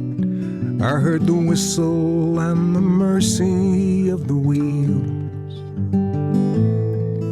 It's a hand-to-mouth existence in a mouth-to-nothing world. I was longing for the way I used to feel. I'd like to catch a train that could go back in time, that could make a lot of stops along the way. I would go to see my father with the eyes he left behind. I would go for all the words I'd like to say, and to take along a sandwich and a picture of my girl, and show them all that I made out okay. I heard a train calling through the middle of the night, and I wondered if I should have gotten on. 'Cause the train knows where it's going and when it's time to go, and that it looks best when it's already gone. Heard a train calling through the middle of a dream, and I wandered through the weeds as it went by. Oh, the trains, they have the numbers, the nicknames, and the night. They know it's okay to run away and cry. I'd like to catch a train that could go back in time, that could make a lot of stops along the way. I would go to see my father with the eyes he left behind. I would go for all the words I'd like to say, and I'd take along a sandwich and a picture of my girl, and show them all that I made out okay. heard a train calling through the middle of the night. I heard the whistle and the mercy of the wheels.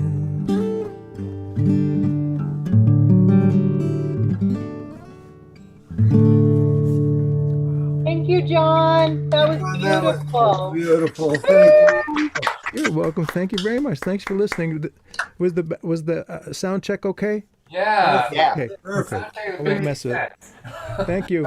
I hope the vet visit was okay. Yeah. It was just a shot and a nail trim.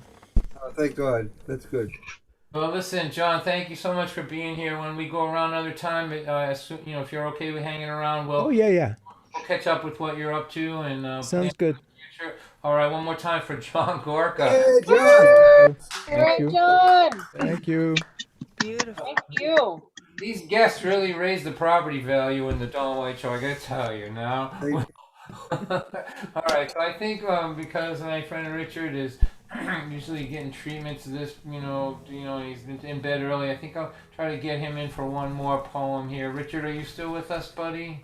In what way? That's Richard. Spiritually, mentally, physically. For the Cumberland Board of All right, Trustees. Richard, thank you so much for being here with us and for sharing. Why don't you talk to us a minute about your books? You have several books, right? Yeah, I've got 5 of them. The latest book is embracing the burlesque of collateral damage, which is really what going through cancer is. But it's not really about cancer. It's a partially a novella in verse about Cassie from Beeb's Farm, and then other poems that reflect what's going on with Cassie. People can get them by going to your website. So we have that in the chat. So if someone wanted to pick up one of your books and they could go do that via your smallpotatoes.com. Is that it? Small Poet at Large. Small potatoes. I'm looking at it. Yeah, small poet at large. Yeah, slow down a little. All right. So Richard, if you'd be so kind as to give us another poem, it mean a lot to me. Thank you, Don. It's been proposed that Lynn and Worcester are sister cities. And so I think this poem the subject would probably make a lot of sense in Lynn too. I'm going to bring it back to the late 60s to Elm Park in Worcester. And, when I'm in Worcester, I ask people, if they remember being there. If they say they do, I know they weren't. Yeah. But this is about a very interesting individual who is remembered by a lot of people. And his name and the title of the poem is Willie Grubbs. Willie Grubbs sprints into the supermarket parking lot. From Elm Park, we watch him dodge cars, catch an escaping grocery cart filled with brown bags. A gray-haired Graham, robed in pink housecoat, shuffles towards him. Cane taps. She hugs Willie, who smiles, poses a question. Graham points to her car. He packs her shopping in the trunk, opens the driver door, starts the engine, helps her get seated. She offers $10. He nods no, kisses her cheek, bows, God bless you. Trots back to us, seated in a circle, passing a joint. He takes a deep swag, second, grins. We call him Jesus, not to his face. Halo of copper hair, bristly maize beard. He feeds stray dogs, cats, humans, soothes toddlers fallen on playground gravel, holds hippies, trips gone bad, prays till they're still, eyes shut, breath deep. Willie's dad is chief of police, makes us invisible to cops. Sometimes they ask Willie for help, vets flashing numb, bums needing a crash pad, loonies listening to voices. He mends misfortune, save calling for ambulances, paddy wagons. We asked Willie if his dad knows of his ministrations. He points at a terrier chasing squirrels, replies, "Which one are you?" Grace uncorks a bottle of red wine, hands it to Willie. His Adam's apple, Bob's. I'm the tree. Thank you. Man, nicely done. All right, Richard, thank you. Richard. Woo! Ladies and gentlemen, one of my dearest friends, one of the great souls in the world, Richard Fox. So I have to tell you all, like I loved this man as soon as I met him. I knew he was gonna be my friend many years ago at the old Vienna Coffee House, probably, or at the radio station there in Worcester. But shortly after I met him, he told me he saw the Mothers of Invention in 1968 in Worcester, and that was it. I was sold. I was like, all right, you three times. That's right. So, you know, that puts you right into the hierarchy. I pushed a couple of family members out and pushed you into my closer circle there with that one. And I could say, Don, if I may, his books are amazing. So anybody that can go get them, please do. All right, so one more time for Richard Fox. All right, Richard. Nice job, Richard. So let's go around two more times, and at the end of this one, we'll get Everett to play, and then at the end we'll get John to play. So, Kerry, let's talk a little bit about your new album. Well, tell us about when it's going to be out, and what you're doing with it. I'm real fortunate. I'm working with a drummer and producer by the name of Marco Giovino.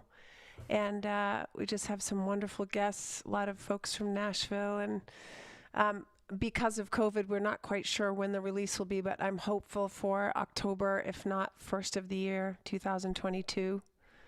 So we're sort of 3/4 of the way through it. It's not quite finished. And so maybe by fall, if possible, right? So we'll keep an eye out for that. You know, anytime you want to stop by just to do a tune, you know what I mean, or to let people know what you're doing. But certainly when your record comes close, we'll spread the word for you. Thank you. Let me ask you while I have you here. Like when you were coming up, what was an early influence for you? Did you like the guitar players, or did you like what when you were a kid? What pulled you in this direction? Well, I always loved Tom Waits. I always loved Tom's writing, and I was a huge Neil Young. I had a crush on Neil Young when I was a kid. So I was really into Decade and a lot of the music of, Janis Joplin. I was a big fan of hers. So sort of a melding pot. I loved the guitar stylings of Leo Kottke. I mean, it was sort of a little bit of everything, all melded together. But I'm a huge blues fan. So Lightning Hopkins, all of that stuff as well when I was a lot younger. Wow. That was some of the earlier stuff that I got into. That's quite a murderer's row of talent right there, isn't it? Yeah. I can't sit still, so I'm always sort of, checking everything out. I'd like to have all those people in the same room. Wouldn't that be great? It would be great, wouldn't it? Yeah. All right. So we'll look for your album. Can we just check your settings? Can you check and make sure that your original sound, it says turn off original sound up in the corner? Yeah, I just did that. Brandon sent me, it says turn off original sound. It's in the blue, so I should be okay now. Okay, yeah. I mean, it was okay too, but this will make it a little crisper. So why don't you play another tune for us? I'm so thrilled that you're here. I'm so thrilled to be here. Thank you. And John, in the round with John Gorka, it's been a long time, so it's just a thrill, and it's a thrill to see you all and connect, albeit online. It's still wonderful. So I'm going to play a little song called Tallulah Send a Car for Me. It's an ode to Tallulah Bankhead. She was one of my all-time favorites.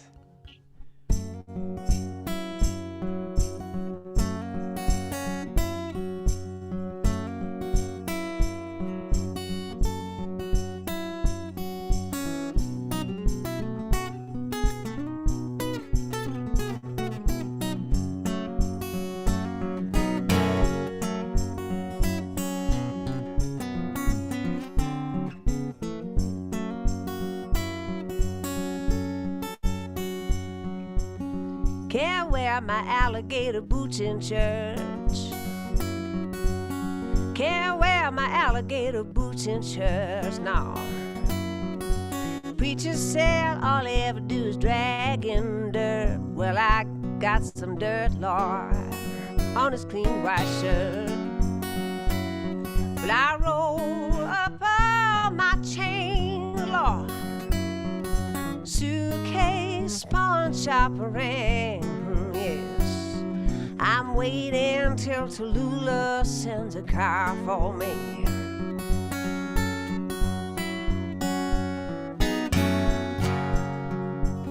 I love lighting firecrackers after dark. I love lighting firecrackers after dark.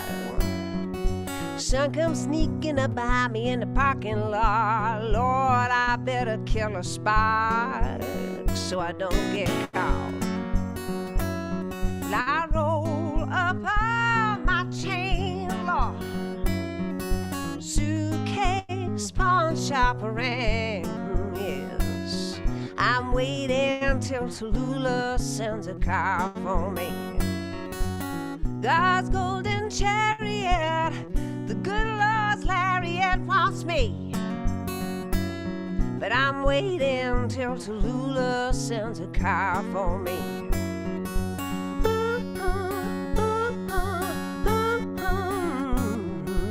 Yeah. Hallelujah, Tallulah, send your car for me.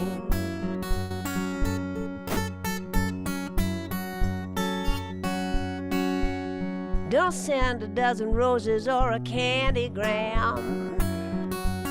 Don't send a dozen roses or a candygram. I'll go out picking daisies with my own two hands. I do the best I can, Lord. I don't want your candygram, no. Well, I roll up all my chain, Lord. Suitcase, pawn shop ring. I'm waiting till Tallulah sends a car for me. Hallelujah, Tallulah, send your car for me. I'm waiting till Tallulah sends a car for me. Go.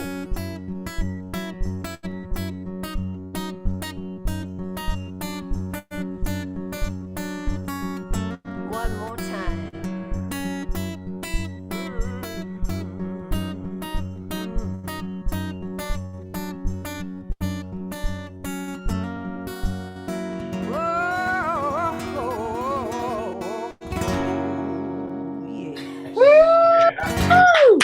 All right, Carrie.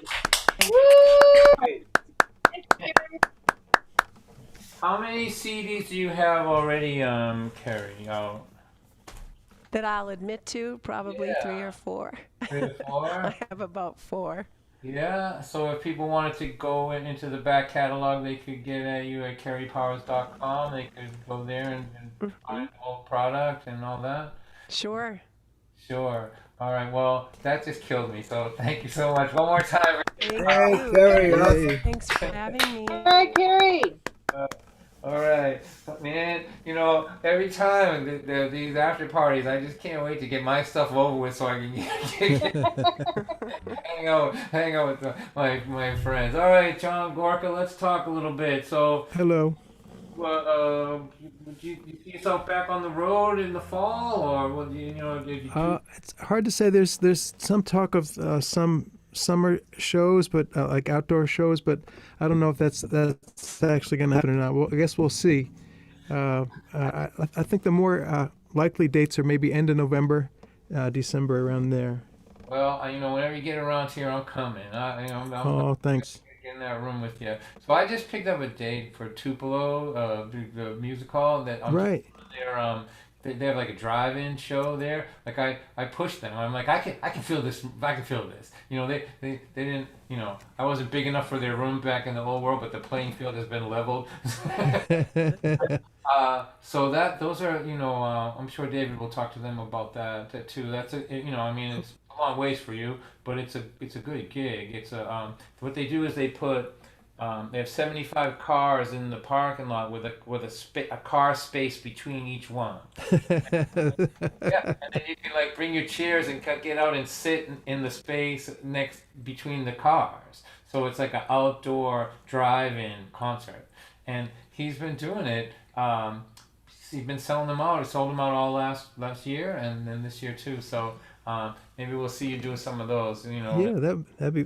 Never played for cars before, but I think they I'll took give it a go. instead of applaud. Even if there's anybody in them, I'll play with the cars if there's any people in them or not. It's a throwback. It's a drive-in. That's right.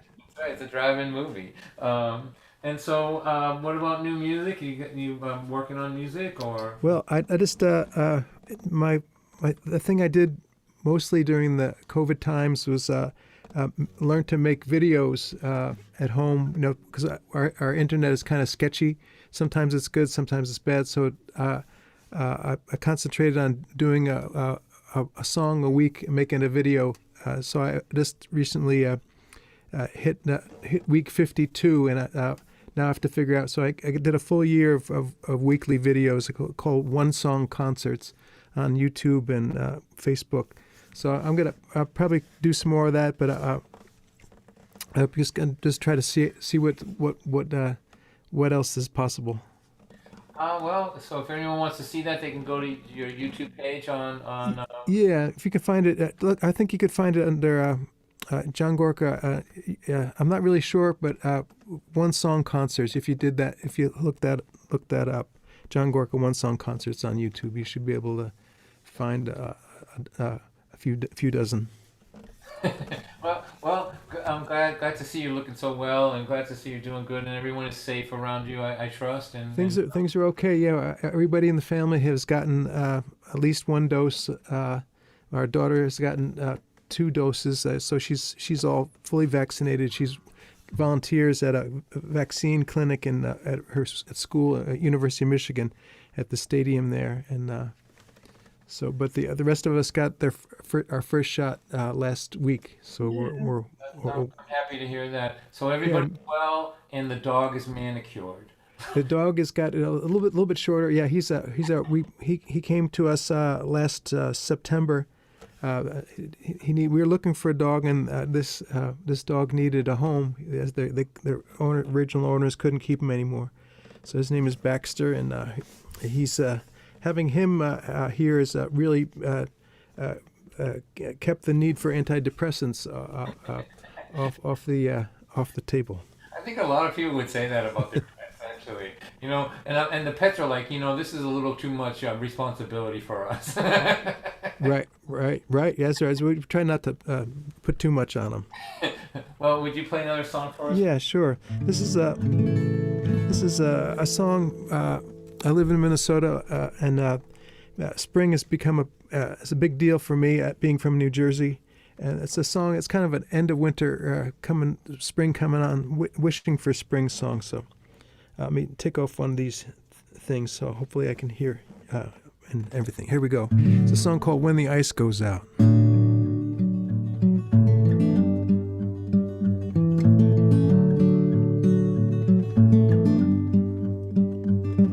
Well, I can't say, 'cause I don't know about that. All I know here is in my hat, and that hat ain't even on my head. I'm seeing blue and feeling red.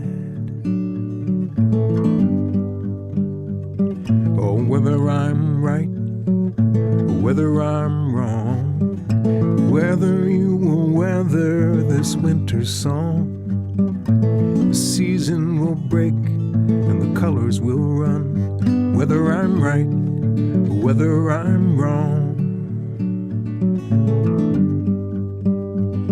It's shiver me this and shiver me that. I wanna hear the crack of a baseball bat. Never giving up the heat, now that's where it's at. Shiver me this, or shiver me that. Infinities run in the limited man. I can't do everything, but I will do what I can. Last year I dreamed the minimum, and enemies I made a few of them. I didn't know spring until I came here. Here we're pushing up the lid on the cool hemisphere, and everything melts, I know, even your tears. Here in this hemisphere, what matters the most is what you do for free, like me believing in you, and you in me. You try to find work, and you do your best. You get what you get, and you deserve the rest. You get what you get, and you deserve the rest.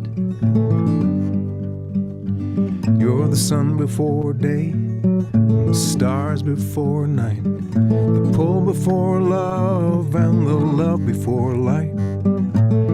I may be wrong, but I may be right. Here before day, there before night. I wanna be by the river when the ice goes out. I wanna take a little know-how from the shadow of doubt. I wanna feel like I know what I'm talking about. Oh, when the ice goes out. Oh, when the ice goes out. Na na na na na na. Na na na na na na. Na na na na na na na. Na na na na na na. Na na na na na. Na na na na na na na. Yeah. Woo! Beautiful, John. That was so nice, John. Thank you. Thank you so much. Thank you. Thank you so much, man. So you'll hang around. We'll go around one more time. Oh yeah. All right, Yeah. one more time for John Gorka, please, everybody. Yeah, John. Great. All right, John. Woo! One of the things that I like to do here is I know that a friend of mine or somebody that I know has a show coming up. We want to get him in here to play a tune and let people know about it. So under that umbrella, this is my friend Everett Pendleton. He's going to be playing tomorrow night a online show for the Second City Coffee House in Belmont, Massachusetts. So I asked him to come and play a song, and hopefully will help spread the word. So this is Everett Pendleton. Please make him feel welcome. All right, Everett. Thank you. Thank you, everybody. Thank you, Don. Thank you for asking me. The last time I came on for the after party, Don asked me to play this song that I wrote a long time ago, and I was like, I don't remember it. So, since I actually now have a concert coming up, I thought it's probably a good time to remember it. So, this is a song that my sister wrote the words to, and I wrote the music. It's called "Strong in the Broken Places."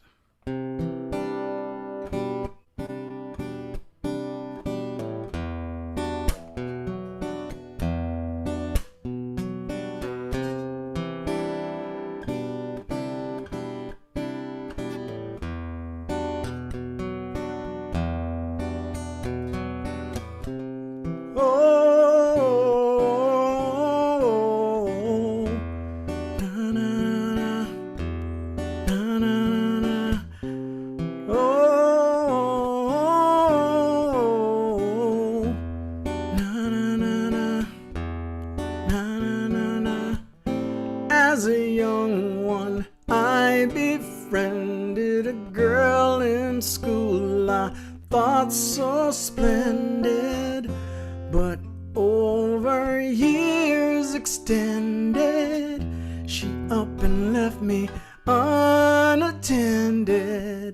She never said what was wrong, just figured out we didn't sing the same song. Felt like I didn't belong. It was the start of a whole lifelong of being strong in the broken places, full of scars, not even time erases. Gave away all my hiding places to be strong in the broken places. The curtain falls on my first romance, wandering city streets in a trance. Gave up each and every chance. Twisted victim of circumstance. Now I'm strong in the broken places. All the scars leave so many traces, past the blur of all of the different faces. I am strong in the broken places. Strong in the broken places.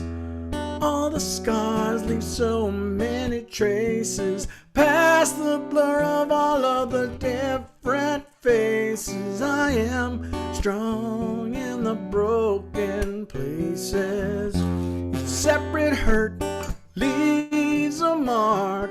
Each time I find myself standing in the dark, but I heal myself for a little longer, 'cause I know what doesn't kill me makes me stronger.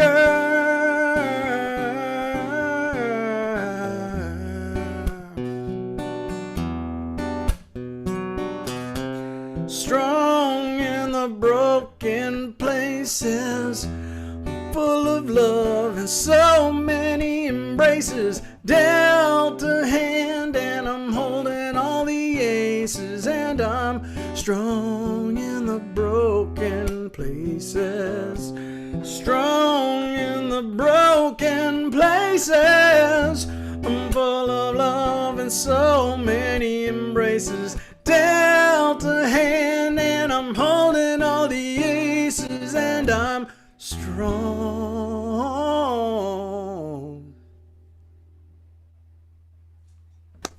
Wow, Everett, that was awesome. Thank you. Wow. Everett. All right, Everett. Beautiful. Yeah. So, Brandon, can you Thank you. find Thank me? you. Thank Go you. ahead. so I'm much. sorry. Who's saying? Go ahead. Was that you, Sarah? No. Woo! Oh, sorry. I thought I cut somebody off. Sorry about that. Wonderful changes in that one. Thank you so much. Beautiful. Nicely done. Everett's a dear friend of mine. We played music together for years and years. I can't wait to play again with you, Everett. I'm So- looking forward to it myself, dude. Thanks. Brandon, can you find the second Friday coffee house? Yeah, it's in the chat, Don. In the chat. So if you want to do something tomorrow night and catch a whole set from Everett, that's where you go to do it. Here we are, spreading the word, helping our our starving musician friends out here. One more time for Everett Pendleton. Thank you, Don. Thank you, everybody. I really appreciate it. Awesome. All right. So okay, lightning round here, which doesn't mean anything really. Just take your time, do whatever you want. But Carrie, let's see. You know what? Let's see. Is Tim Mason there, Shannon? Is he still there, or what's going on? So I want to get Tim Mason before this is over to say hi to you. I know he's hanging out there in New Mexico somewhere. Looks like they're ignoring me at the moment, but. Later on, we'll do that. But go ahead, Carrie. If you can take us toward the finish line here. I sure will. Thanks again for having me. I'm going to close with a song that I wrote for my dad. I lost him just a few years ago, right before COVID, and I was very, very blessed to be with him. You know, when he when he passed. This is called Someone Else's Prayer. And thank you guys again so much for listening. And Don, thanks for having me. Anytime, Carrie.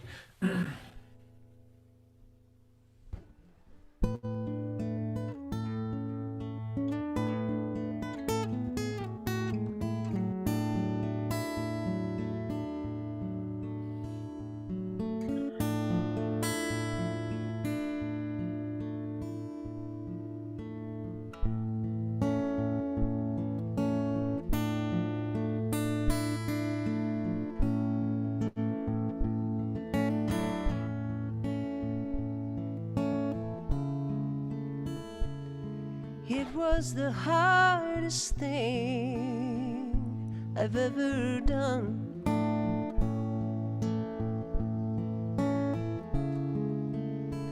Had to plead with the stars to call you home. In my selfishness, the minute that you left this earth, I wished it had been someone else's prayer.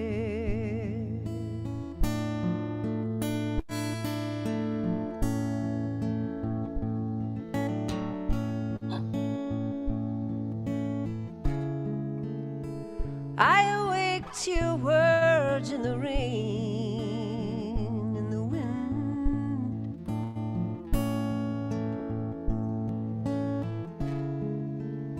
Before I realize you're not here again, I search this empty house for signs of you in the shadows now. And this must be someone else's prayer.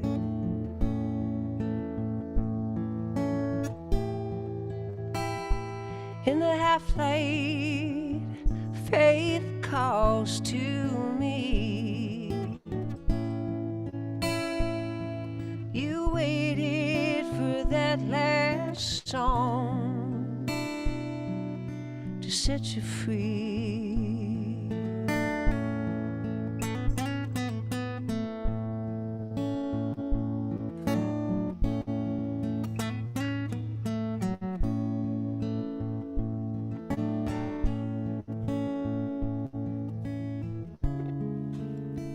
These days you come to me through a red-winged bird,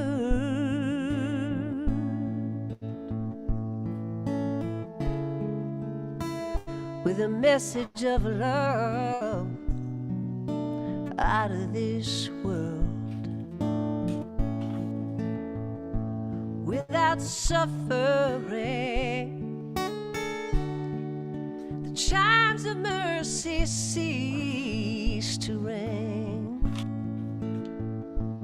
and this must be someone else's prayer. I wish this had been someone else's prayer.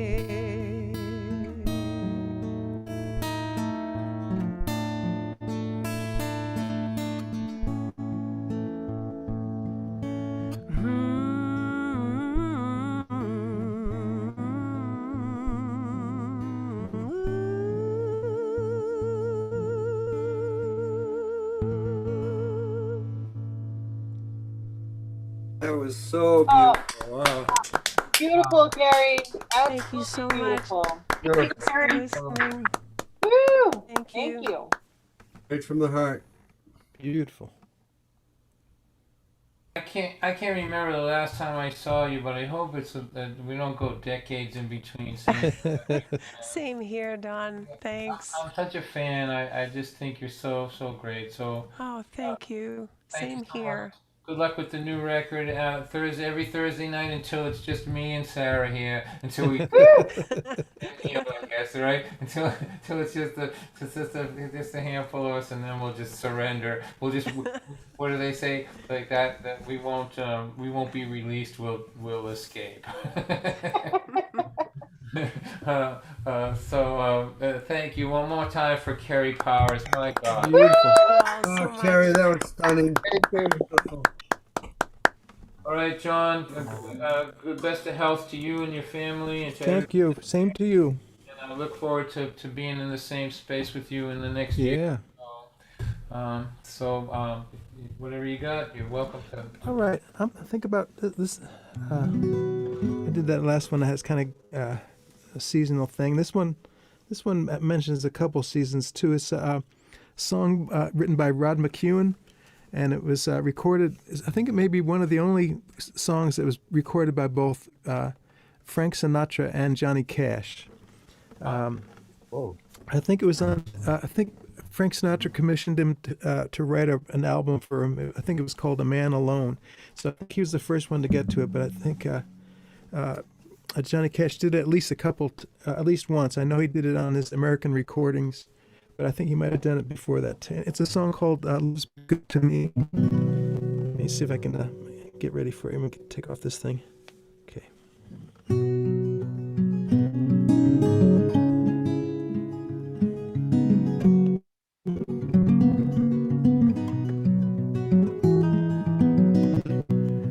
I have been a rover.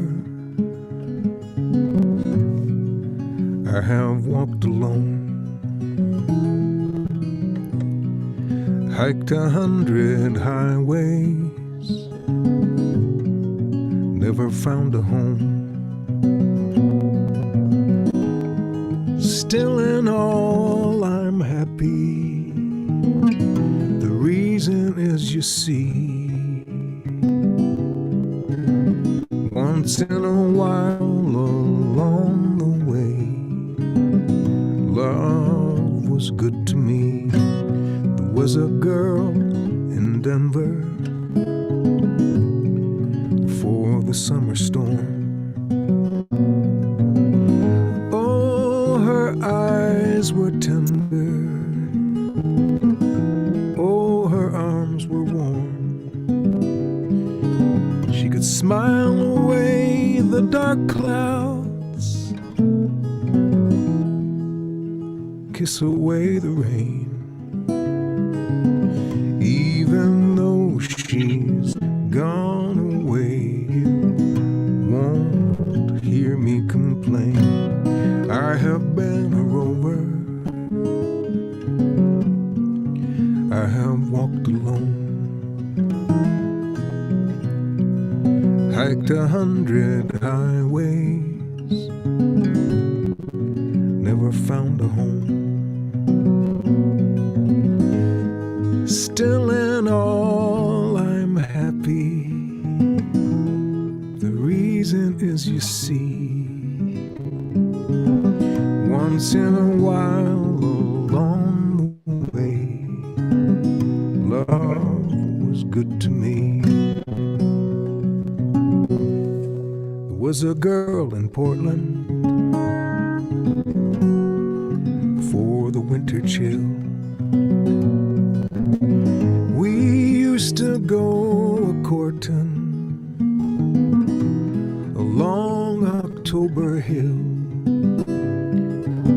She could laugh away the dark clouds, cry away the snow. Seems like only yesterday as down the road I go. I have been a rover. I have walked alone, hiked 100 highways, never found a home. Still in all, I'm happy. The reason is, you see, once Once in a while along the way, love was good to me. Once in a while along the way, love was good to me. Oh, thank you so much, John. Wow. Thank you very much for listening. It's been really fun to play for you. Thank you, Don. You're welcome, John. Good job, John. Thank you so much. Yeah, thanks so much for being here. Wow. John, thanks, like Neil said, for being here, but also thanks for the way you walk in the world. You're a good man. I'm glad to know you. One more time for John Gorka, please. Thank you very much. Thank you. All right, John. Look up your YouTube channel. All right, so I'm going to introduce my friend John Ferrulo now. John brings me into this venue, the Paris Center for the Arts, every year, and it's one of my favorite gigs because it's a bottle club. Like, people can bring their own booze in it. Right? So people come early and they sit at these long tables and they bring like food and picnics and shrimp and stuff. It's like a cookout inside. Awesome. And it's just a great venue, and he's a good friend of mine and a good guy, but also a really good songwriter. He wrote a book a while back, which is really very cool and interesting. And so I thought it would be nice if he sort of brought us to the finish line here tonight and shared one of his songs with you all. Oh, that's great. John, great to see you, my friend. Good to see you, Neil. It's been a while. I know. Thanks, Don. This was a really great night of music, man. It's what I needed after this week. I do an old song of mine that's a happy song. I feel happy today because it's such a warm spring day, and it almost feels like there's a light at the end of the tunnel now. I'll get another shot next week, and maybe I'll be able to see some of my family I haven't seen in over a year at this point. So I'll do you this song.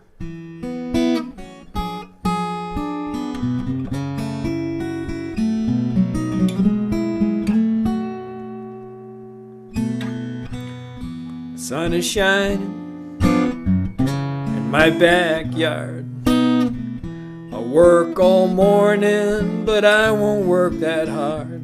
The lake is calling and the birds fly by.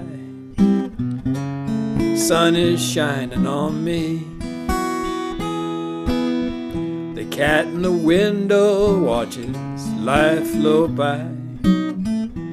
Birds on the feeder, they don't even bother to fly. Take another sip of my lemonade. Think I'll move to the shade. My time means more than just getting old. My treasure's more than diamonds and gold. Kid, he stretches and he bumps into me. Guess it's time for tea.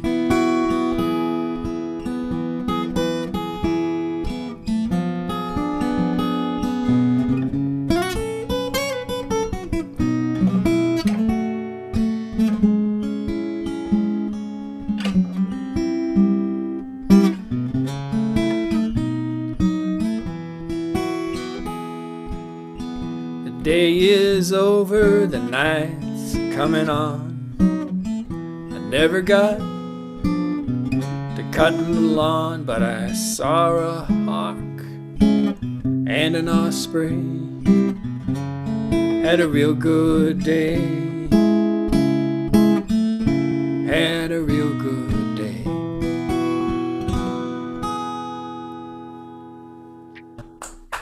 Woo! Thanks, John. Like that. Wow. Thanks for coming out and supporting the PCA too. They keep me busy. Yeah, so Paris Center for the Arts in Westford, Massachusetts, a fantastic venue. So thanks to everyone who was able to donate a few bucks. I mean, these things, there's just enough to maybe, get some pizza for those guys over there or something, right? But at least we're keeping their name alive in this world. That's the way I look together. I want to thank everybody that came tonight. Especially want to thank all the people who come all the time. Tommy and Marlene, Tim and Shannon from New Mexico, Neil Braverman, Sarah, Kara, my friend Oli Davi from Michigan over there. Thank you for coming, and everybody on the other platforms. It means a lot. Like I haven't had to take unemployment or anything because I've been just scratching my way through doing this, and also it give me a chance to practice and try things out and all that stuff. So when I get back in front of real audiences, I won't be that stale. So I want to just end up with a very short piece that I wrote, and I've been thinking a lot about this, about welcoming people who don't feel welcome in this world. That's what I did with my open mic that I ran for. It's been running for 12 years and all that. It was designed for homeless kids and people who didn't speak English, and everybody that wasn't welcome somewhere else. And I just have a place in my heart for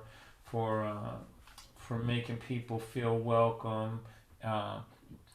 When perhaps that's not a common thing for them.